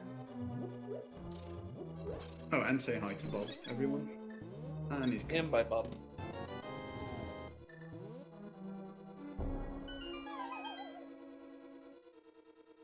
Alright, 18 locations down, there's 4 more. We have the 3 behind these Armos Knights, and then the dreaded tile room. Can you imagine? Meanwhile, we do see Alo successfully completing the bomb jump for Ice Palace. Yeah, very nice there. Very nicely done by Alo there. And there it it is is. the vanilla big key. Wow. This seed has been... Sorry, go ahead. No, you go ahead. I was going to say it's location number 19. So, once again, vanilla big key location here. There's nothing more trolly than a item in its actual vanilla location. Especially when it's randomly generated. If it's like a plando, usually you get into that mindset of what would be the trolliest thing this creator can do. But when it's truly randomized, every vanilla item is just a punch in the face. Like, ha, weren't expecting that one, did you?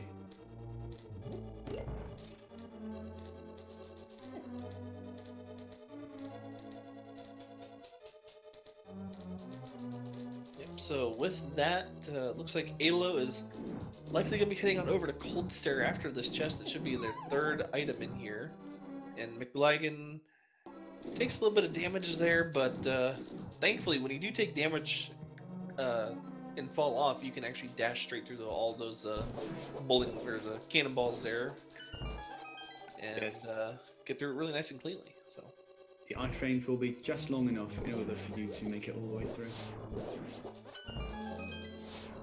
As we see Mclagging going into the Ganon Tower Gauntlet here, which will be just room after room filled with enemies. But with Blue Mail and Tempered Sword, this should be no problem, as well as having the silver arrows. yeah, Mclagging making really good work of this gauntlet here. We do have Alo. Looks like they are going to be picking up some magic here because they don't have quite enough yet to bust Cold Stare out of its icy prison, but should have enough now, as there are 2 more magic pots on the way down to Cold Stare.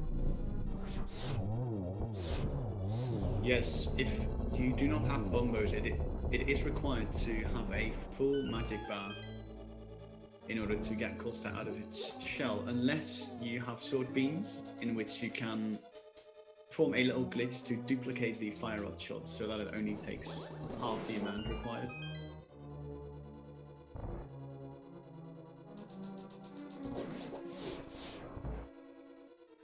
going to be a really interesting fight here from Alo once again. Having only Fighter Sword can make this really difficult. I don't know if we'll get a chance to see Alo maybe pull out the hammer, try to get some extra damage on them. He does have a blue potion. Looks like he did prepare for this, so we may get a chance to see him pull out the fire rod again to eliminate these cold stare puffs a bit easier. Yes, getting a bit low on health. I don't blame him at all for refilling up, because fire roll and cold stare makes it really easy. Of course, there is still the danger of cold stare, but definitely a lot easier than trying to manage with the hammer. Yep, Neil's gonna be a little bit careful now. He can take one more hit from cold stare. Down to one heart. He has, thankfully, another blue potion. Yeah, and this is something I like to say. It's, really knowing your limits against these bosses. Having a couple extra potions to refill up your magic to make sure you can actually get the kill. It's a lot safer. It's a lot more. It's a lot safer to be prepared. Knowing that you're going into an uphill battle. It is better to be safe than to be sorry.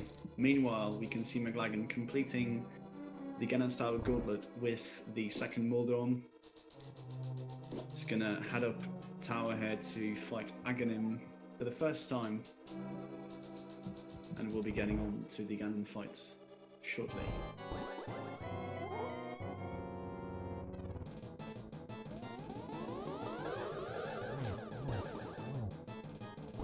Ooh, very nice triple there from Mclagging. Unfortunately misses on the second round. It's also a really good setup here. So if they only managed to get the single there, as Aghanim fired out one of those blue balls. Yes. And that is it. We're off to Ganon, as Alo is going to make his way into the swamp palette.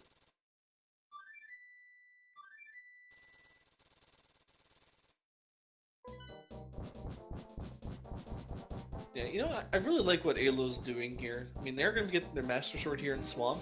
But by doing this, and, we did see Alo struggle a little bit with, Blind and Mothula.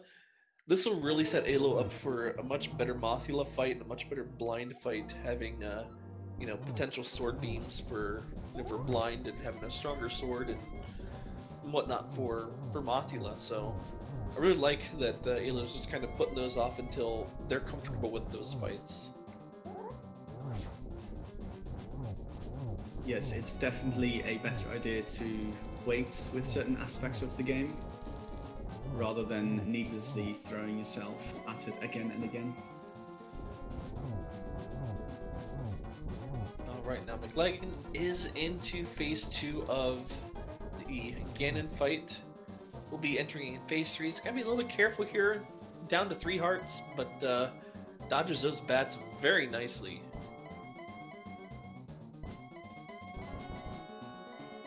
Of course, this seed being as trolly as it is, giving Mclagging a substantial amount of warps.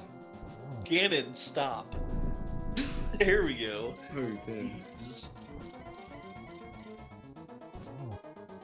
Now, with the way that the randomizer is set up, there is little chance of runners winning or losing a race due to RNG, because all of the RNG is set when a seed is generated. For example, with Ganon's warps, as well as the amount of blue balls that are fired by Aghanim, which means that everyone will have the exact same warps and blue balls. And one more hit here will do it for Mclagging, and there we have it. Very clean Ganon fight.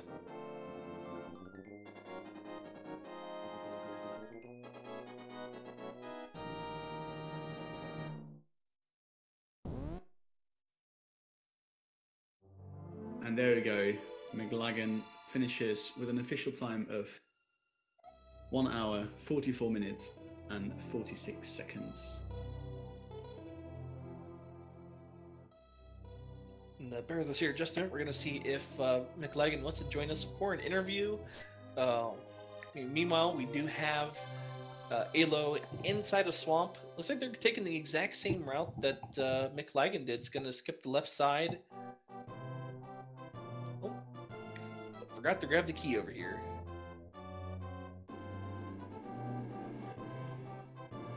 Alright, so we just get confirmation.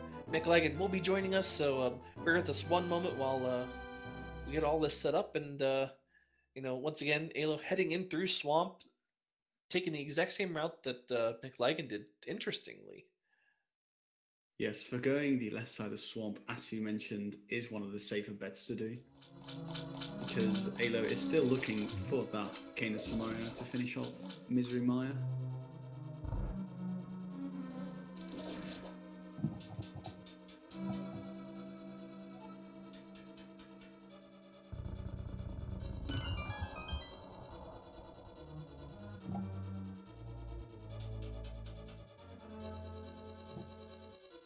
But once again, GG to Mclagging. We'll be getting them in here very shortly for an interview. It was really, for the start of the, well, for the way that the seed started out with, an hour and 44 minutes and 46 seconds is not a bad time at all. This is a very rough seed. Definitely still a respectable time from Mclagging's side. Especially considering how harsh this seed was in the beginning. And with that, we are joined by Mclagging. Welcome and GG. Thank you. That was a really rough start, but came together at the end there, luckily. Yeah, so I just wanted to kind of get your thoughts. And you said it was a really rough start to the seed. I guess, how do you feel overall about this seed? Overall, I didn't think it was too bad. Once I finally got past Skullwoods and Thieves Town, after dying a million times, it seemed to become pretty linear with how I routed, so it really worked out nicely by the end of it anyway. Yes, yeah. Once Palace of Darkness happened, it really took off steam.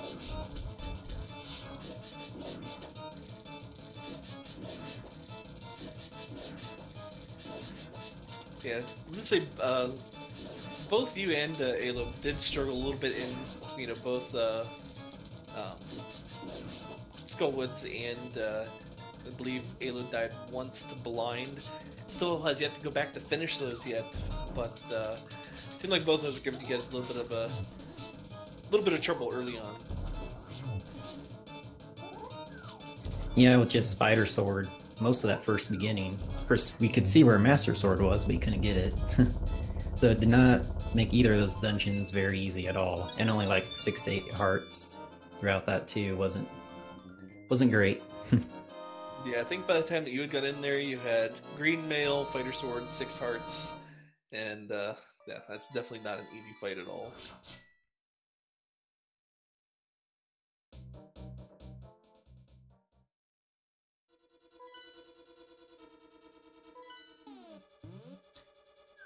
But that does put you at 1-0 for the first week. So how are you feeling about looking forward to the remainder of the tournament? Haven't really had a chance to talk to too many people about it. So I guess what are your thoughts on this tournament? Especially with the size of it. Moving forward. I think it's great. We hit the cap at 512, which is amazing, because before we would never get anywhere near that many people. So it's really cool to see how much this has grown in just a year of doing this. I'm really excited to move forward and see if I can make it to the bracket stage or not. Yeah, you'll definitely be a force to be reckoned with, should you make it that far. I do wish you, the best of luck. So.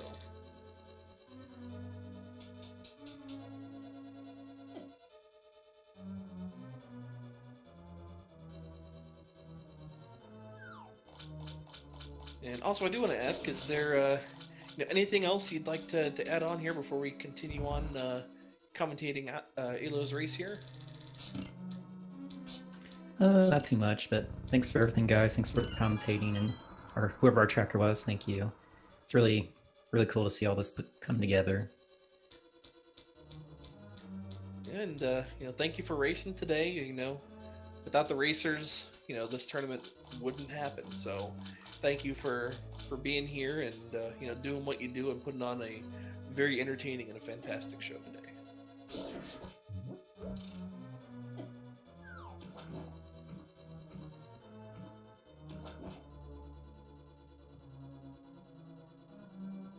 And Stan, did you want to add anything to that, or?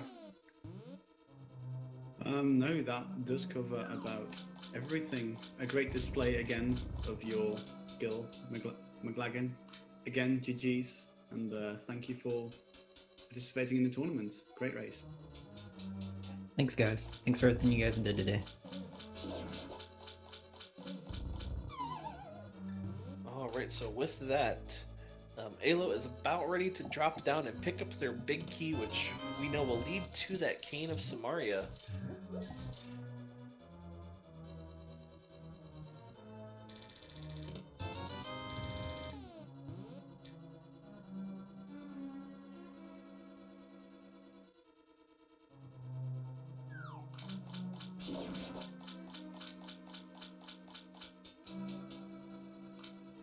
So let's kind of talk about what Alo has left. We have to finish up. There's the Swamp Palace, so we'll get the Cane of Samaria here.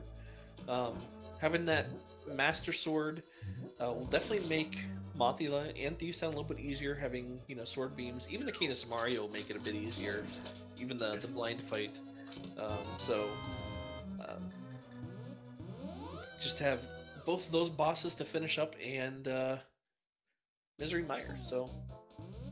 Yes, Alo is, of course, very, very close to finishing this seed also. Only has a couple more bosses to defeat and crystals to collect. So we'll see which one he decides to tackle on first. After stopping to get some more potions for his travels. Yeah, all those early rupees definitely paying off right now. Really, it's really a blessing when you can have this many rupees. Especially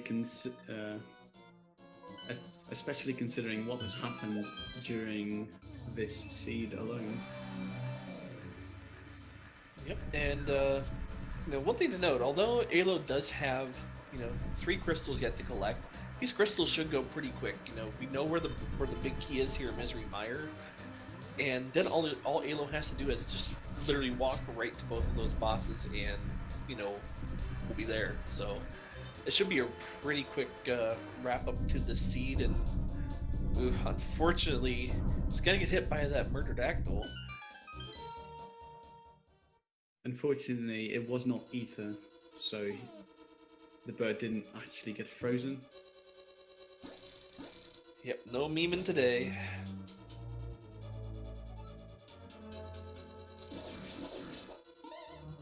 I used to always carry the bird with me into the dungeon instead of tossing it into the water. But apparently it's cooler to toss it. The cool people are the ones who don't toss it. Oh.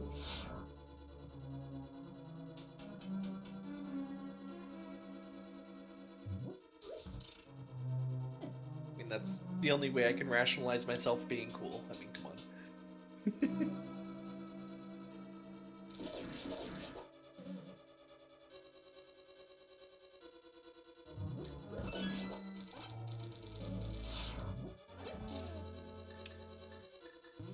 Alo giving us some new chest caps. Of course, this one having not much of anything, just a small key. And they're skipping the bridge chest. That's where the big key is. So we're gonna see a full clear of Misery Mire here. I would think. At this point, I believe he would be doing all the way into the vanilla big chest, vanilla big key chest. Right. Yeah, 'cause I mean, at this point, Alo is in go mode actually. So May not have the tempered sword like Mclagging had, but is definitely in go mode at this point, so let's just hope that wasn't a, you know, just not remembering that chest. Yes, which happens sometimes. This game has a lot of locations to keep track of. And you just gotta be careful, down to 1 heart. This dungeon is not friendly.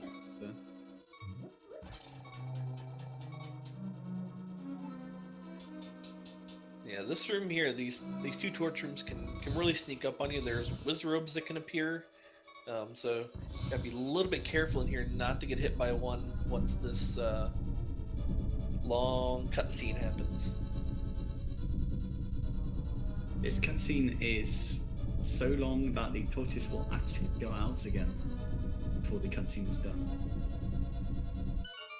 which I always thought was funny. Deciding to heal up to full here. Don't blame him, this dungeon can hit you really hard. Yeah, definitely don't blame Alo.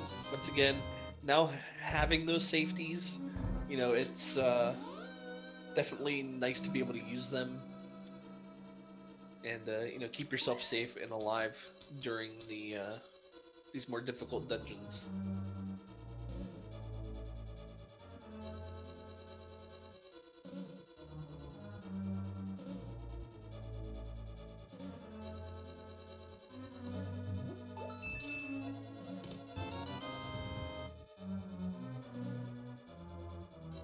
Alright, so we did see that both items in here were just 20 rupees, so it looks like Alo may have just forgotten about that one chest on the bridge, so we're probably going to see... Yeah, we're going to be seeing the big chest as well as the small chest that's practically right beside it. Yes, unfortunately, forgetting that one chest proves to be fatal for this dungeon. Of course, he is missing the big key for that one, unfortunately. But he will be getting this one, which is the compass. Yeah, so at this point, gotta hope Alo remembers that chest on the bridge. They're heading up here anyway. It looks like they may have just remembered about it. Yeah, there we go.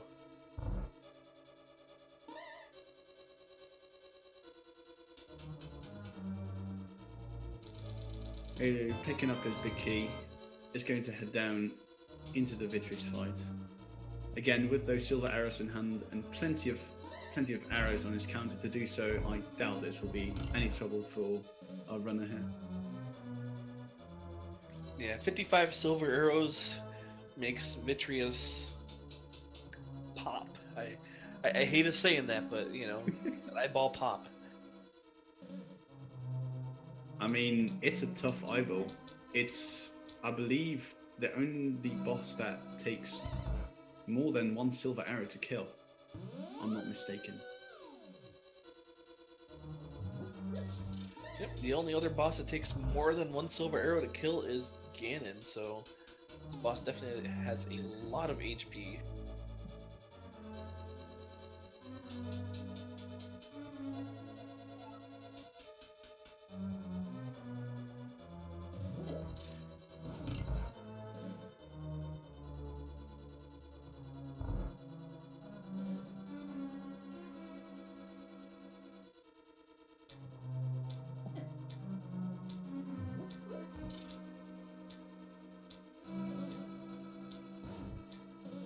Alo's making pretty good work of this last portion of the dungeon here.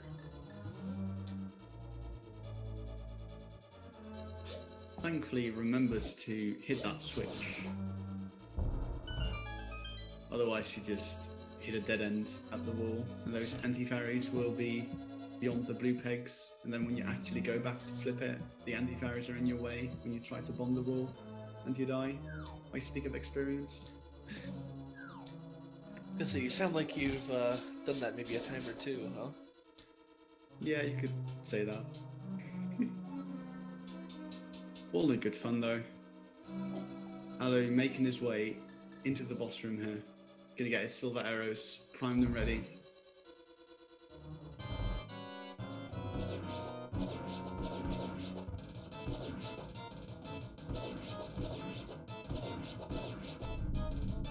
There we go, easiest pie.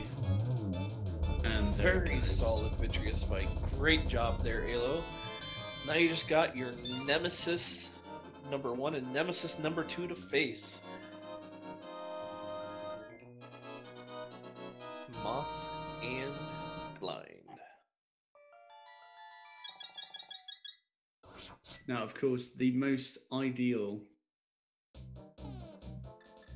way to go is to first go kill Mothula, because he is still holding on to those boots, even to this time. Yeah, those boots can definitely, save you a lot of time. I mean, we saw from Mclagging, he got them pretty early, gave him a pretty significant lead just by having them. I mean, this late into the seed, they won't make too much of a difference, but definitely help with, quick traversing of the land. It seems like he is opting to go for the moth first.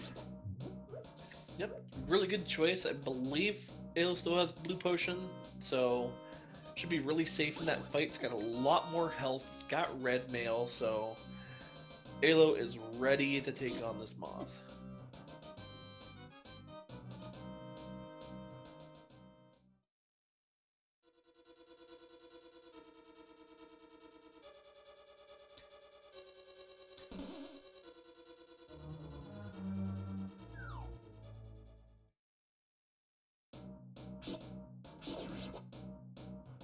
Yeah, I'm thinking about it. I don't ever think Alo did check the bumper ledge, so may not know about that tempered sword up there. So that may be eluding him for the remainder of this seed, unfortunately. Next, we never really saw another sword in Ganon's tower. Then again, Mclagging didn't really check much after getting that. Yes, as I was about to say, depending on his routing choice, Alo might actually get Temper Sword out of Ganon's tower if he chooses to go the other direction from Mclagging.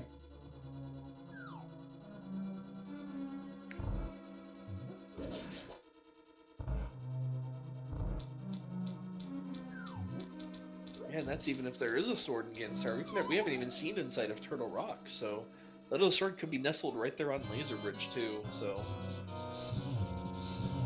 And to be honest, taking that time loss would be a bit counterproductive. Even if it does mean the difference between Master Sword and Tempered Sword Ganon.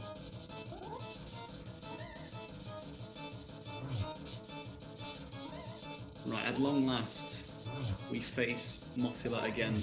This time, 1000% better equipped, in my opinion. Still got to be careful though. The spikes still do 1 heart of damage regardless of mail upgrade, whether it be green, blue or red. Yeah, when you have red mail against Mothula, it's almost better to hug Mothula and take the damage from Mothula, because it's only a half a heart now, instead of the 2 hearts that it was with green mail. So it's almost better to take damage from Mothula than to get hit by a spike, so... There we have it. Alo taking down the big moth and is rewarded with some boots. These boots are made for walking.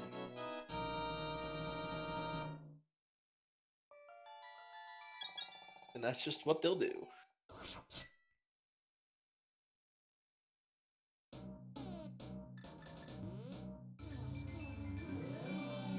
Alright, 1 boss remaining. And then it's up to Ganon's tower for Alo.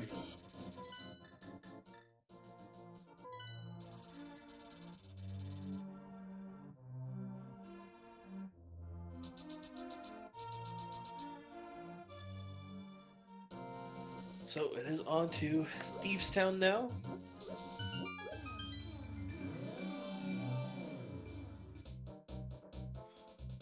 But Alo should have a pretty decent time against Blind now. Does have sword beams with the Master Sword, so that's one way you can damage him. You've got, you know, Kana Samaria. It's another decent item that you can use against Blind. Got Cape, so you have that invincibility.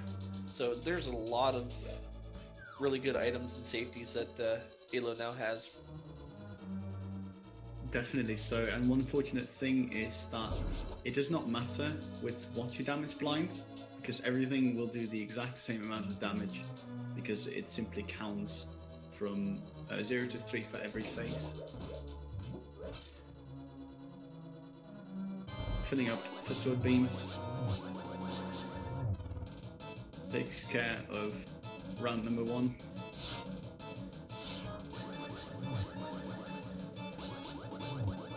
Yep, showing those the power of those sword beams. And good thing for Alo now is that Blind's at the bottom of the room, so it's gonna be a lot easier to hit that head.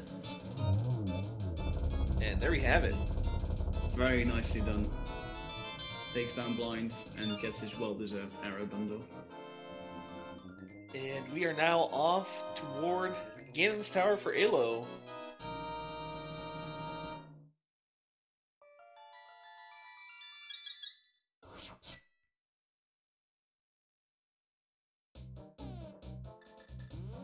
So, this big key, I think I'm going to call it being in its vanilla location. What do you think? I mean, that would be the trolliest place to put it, right? After what this seed has done to them. Yeah. It'd just be really fitting to have it in its vanilla location. That first chest right behind those Armos Knights. Right, we can see Alo buying some more water in order to stay hydrated and get back up to full life. Does he, if he does require such.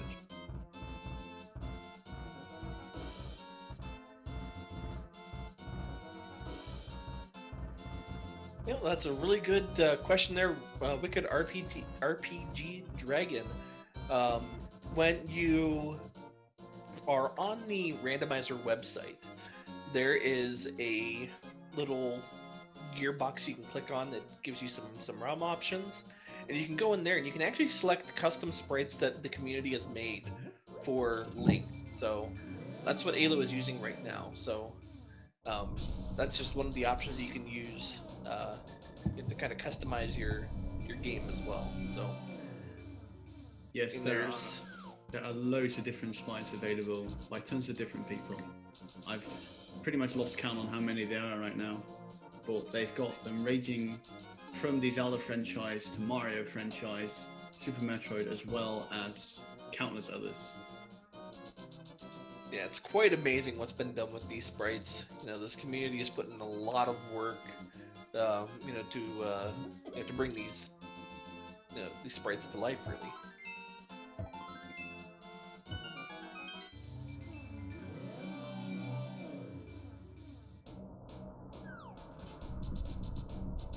Well, Wicked RPG Dragon, we do hope that you do, you know, enjoy the randomizer and everything that it brings to you. So, and thank you for joining the community.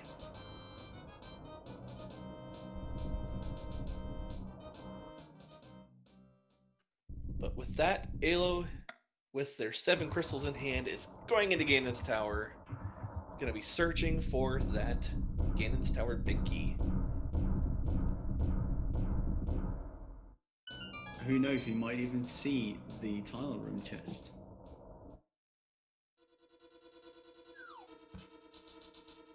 Imagine if a sword would be in there. That'd be awful.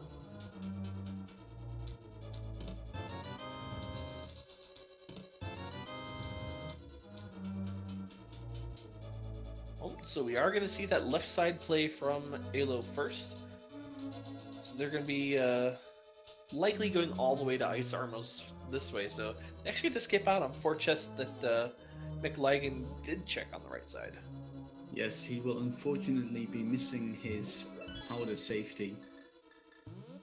which I believe was in those 4 chests.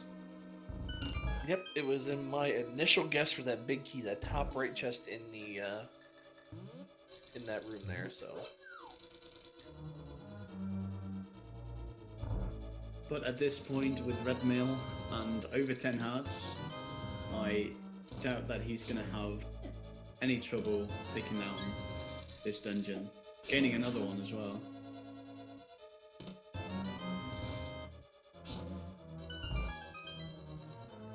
And the stun price is hearts. I guess we never touched upon that. Yeah, I think it's the first we've seen that prize pack, is that it was hearts there. I believe so. The randomizer will randomize price packs, which includes the stun price pack, which can be a lifesaver if it's, for example, fairies, or the stun price is a full magic jar.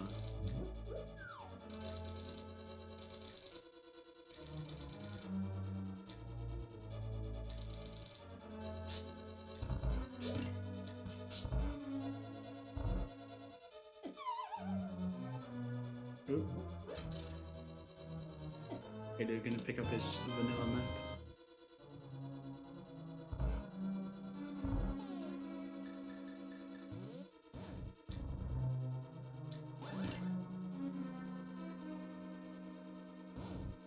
Yeah, this is another one of those dungeons where it's really nice to see, you know, the uses of Cane of Samaria. You know, until I actually started playing, you know, not really the randomizer, but really looking into the speedrun of this game, I didn't realize that the Cane of Samaria projectiles actually did any kind of damage or anything like that. It was really interesting, and you can kind of see it done in this dungeon as well as, you know, I'm trying to think of any other dungeon. I guess you can kind of make it work in Misery Mire too. So, yes. Really cool. It is basically one of the more helpful items in terms of dealing damage, because for one, the fireballs, as you mentioned, do damage, and it shoots out in all cardinal directions. But as well as the block itself will do damage on its own if enemies happen to run into it or you throw it at them, which is always fun to do.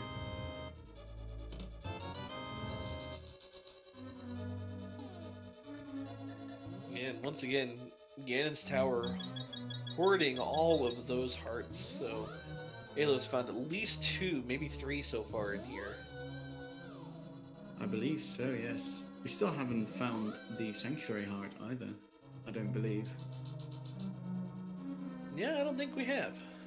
Which is a very special heart container, because it will, of course, heal you up to full, due to its placement in the vanilla game, right after the escape sequence, to make sure you are at full health when you go to Eastland Palace.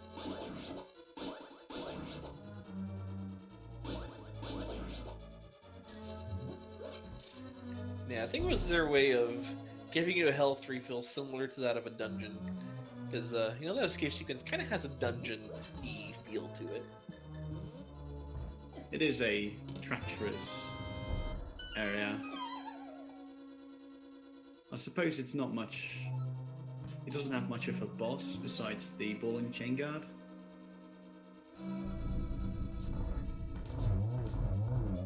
But regardless, it's got a map, so it counts as a dungeon to me. Meanwhile, Silver Arrows making quick work of Almos, 1 per night. Yep, Alo making really quick work of that, and I'll be curious to see if Alo decides to continue opening up chests here.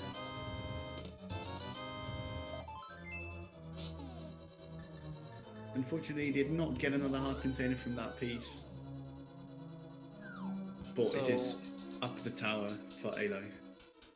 Yeah, at this point we have a really good chance of seeing Alo having to do some Master Sword spins on the first, well, on all phases of the fight. Thankfully, silver arrows have been found, so we don't have to worry about you know, silverless Master Sword this time around. But, you know, spins are still equally as difficult. Thankfully, we did find the silver arrows way back. I think it was like 10 minutes in. Alright, so I do see the question here, what sword did he miss? It was the sword on Bumper Cave Ledge. Yes, Alo never actually went to check out the lumber cave.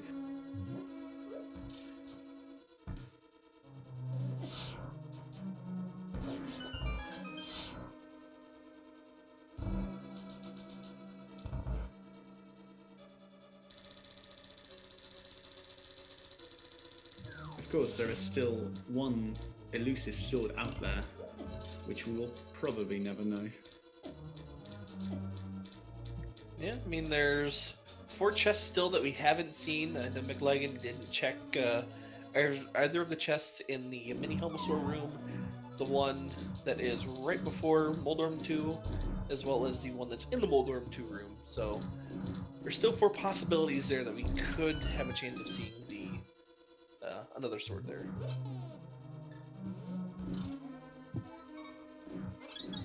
Ada deciding to snag a fairy in a bottle, not a bad idea. The gauntlet can be quite painful, for it is aptly named the gauntlet.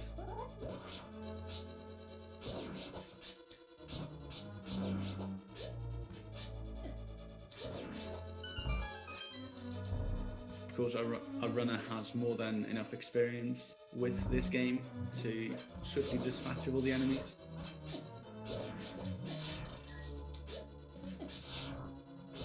And might I add, Beamos are the worst enemy in the game. And what's worse than Beamos on a conveyor belt? Whoever thought that was a good idea? And then Beamos on a conveyor belt in a room filled with ice. I mean, really?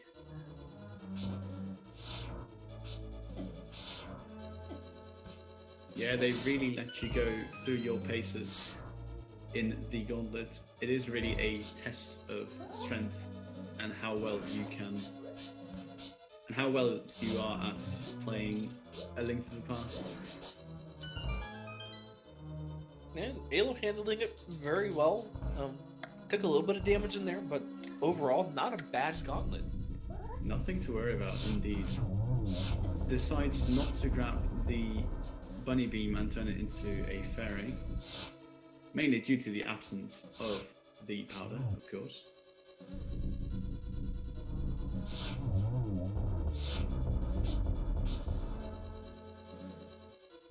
Alright, that is 2 of these land molas down, and there's number 3. Pretty solid fight there from Alo.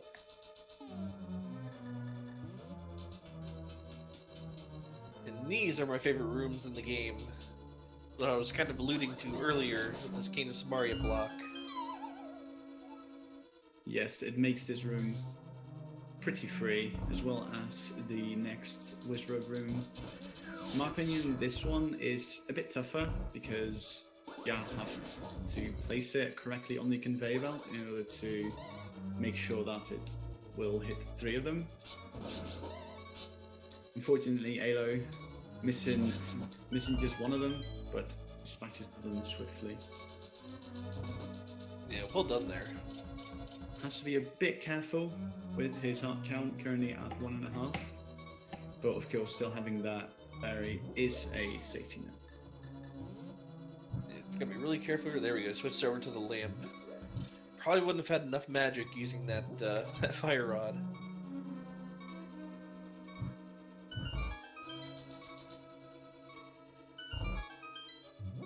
Unfortunately, though, it's not fast enough in order to make the torch cycle.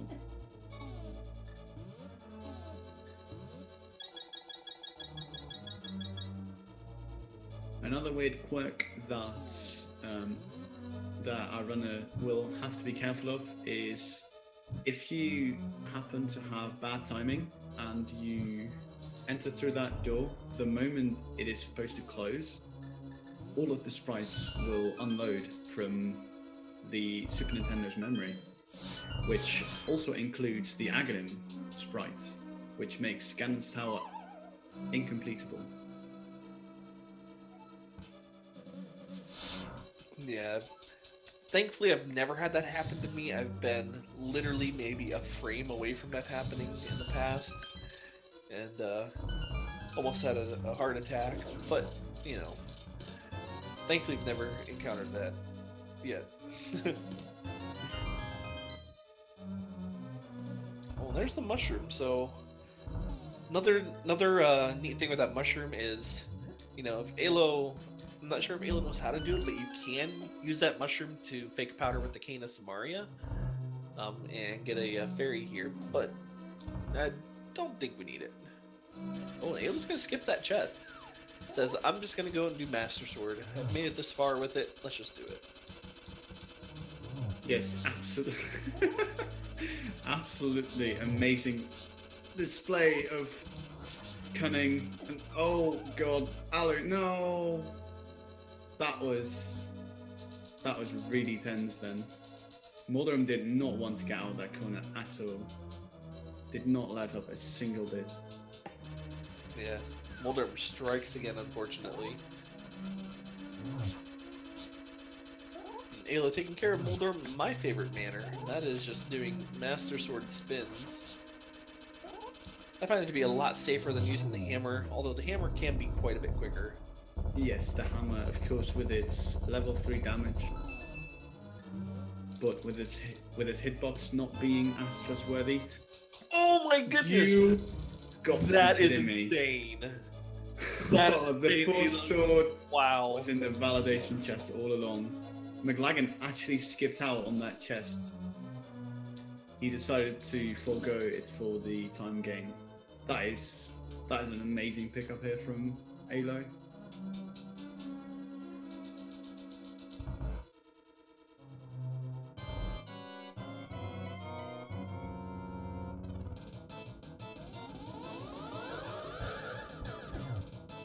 Okay, Aghanim 2. This time Aghanim will split into, or he will make 2 copies of himself in order to try and defeat Link.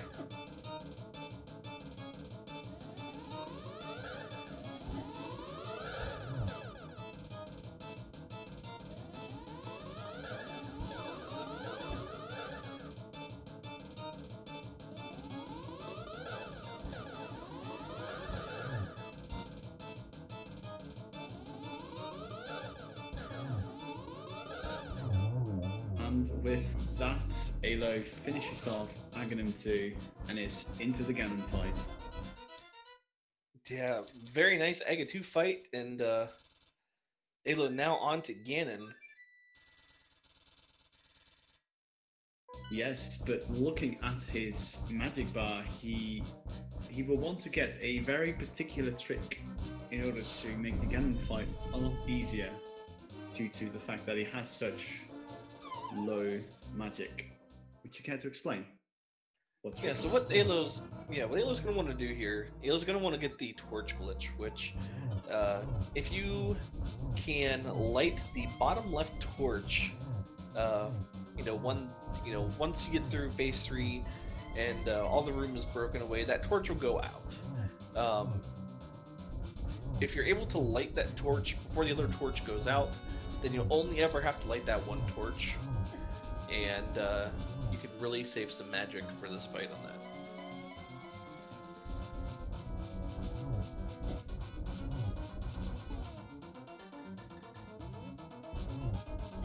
Oh, Alo actually still has a loot potion available, so have a little bit of flexibility with that magic bar.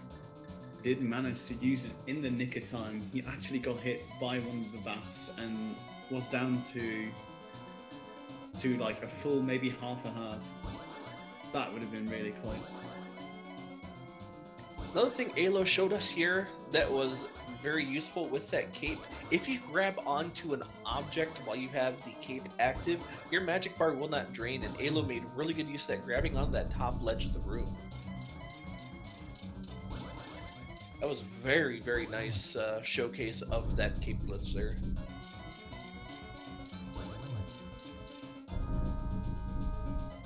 That also goes to show the awareness of our runners for remembering in such a tense battle on how to save even the tiniest bit of... Oh, unfortunately missing the torch glitch. Yeah, should be good though. Oh, It's I'm not really sure careful if now. he has another blue potion or a green potion. Oop. Yeah, Ayla's gonna have to use the lamp here. He's gonna be really careful. They're out of magic, so it's got to make the silver arrows count here. Gets one hit in. Unfortunately, torch glitch, once it is missed, it cannot be reactivated by relighting the left torch before the right one goes out. And oh no! And unfortunately, Alo, yeah. The little sliver of magic is not enough to use the lamp once more. So unfortunately, we'll have to either flute it 2 and get some more potions, or farm some magic. Yeah, thankfully for Alo, Alo should have just enough rupees to go and buy a blue potion and then a green potion. The green potion can top off that magic bar, and that blue potion you can use as a safety. So it's just enough for it.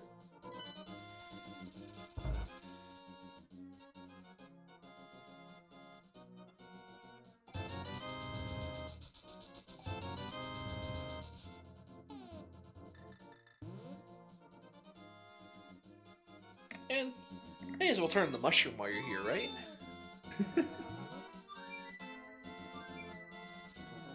He doesn't even check it. He just gives it to the witch.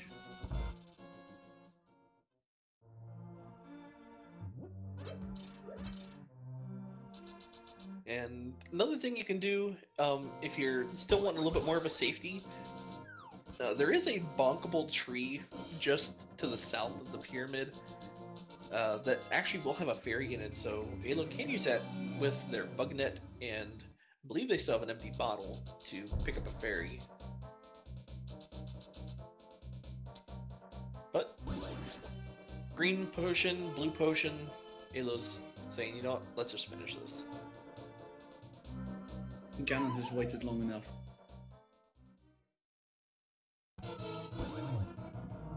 So, interestingly enough as well, in this fight the second time around, we don't know what Ganon's teleports are going to be.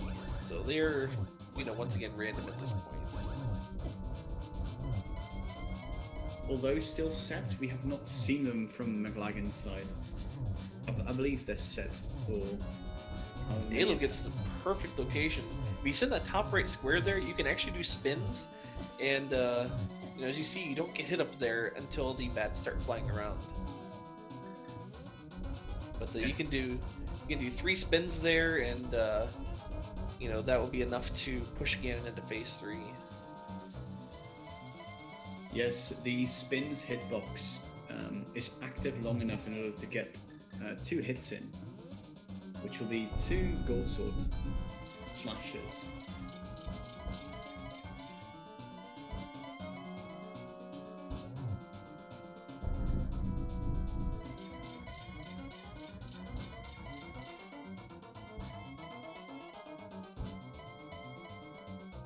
Ganon's still not letting up with the teleports. Kind of missed the days when Ganon teleports were set to 0. Yeah, that was an amazing time. I believe that was about when I got into the randomizer portaling to the past. Yep, and with that, we are back into phase 4. Alo's gonna be a little bit careful here, and unfortunately misses the torch glitch again, but it's got that lamp out. It's gonna be, I believe it's just gonna be using that lamp to light these torches now, playing a little bit safe. Yes, and with that green potion still left in his pocket, I doubt he's going to have any troubles keeping his magic count healthy. Alright, so that is hit number 2. Just need 2 more silver arrows in the giant blue pig, and we'll be set. Wow, Alo got really lucky there, not getting knocked into the pit. Very close indeed. And there we have it. There goes the pig.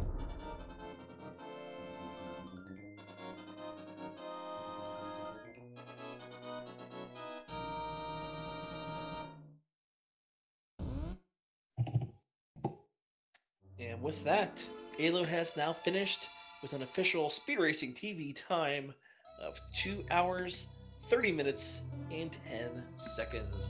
GG to Alo, as well as Mclagging. I know I saw you here in chat. GG as well to you. Just seeing if we can get Alo in here for an interview. So bear with us just a moment, folks.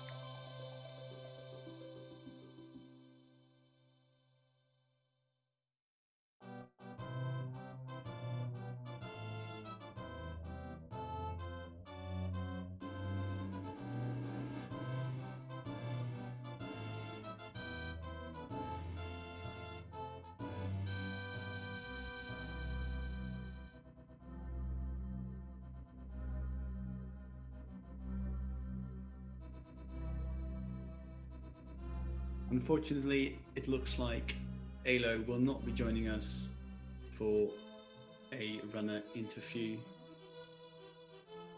and I don't blame him. This was a horrible seed, if I'm going to be perfectly honest, with the way that the health panned out. This seed in general has been just brutal, but that does not take away that these amazing runners have put up a great display, and these times are nothing to laugh about when it comes to this game. GG's to both of our runners. Make sure to follow them, Mclagging and Allo41. I'd also like to thank our restreamers as well as our two trackers and my co-commentator. Thanks very much for joining me. Yeah, thank you very much, Stan. It was a great pleasure getting to commentate with you, and once again, Maxi Mini, thank you for tracking for us today, and Danny, thank you for bringing us this great restream. I think we are going to go ahead and get everything wrapped up here. I've been RJ, joined alongside Stan, and Stan, I'll go ahead and let you have our last words for tonight. Thank you very much. I'd like to thank everyone for watching the Link to the Past Randomizer tournament, and stay safe, everybody.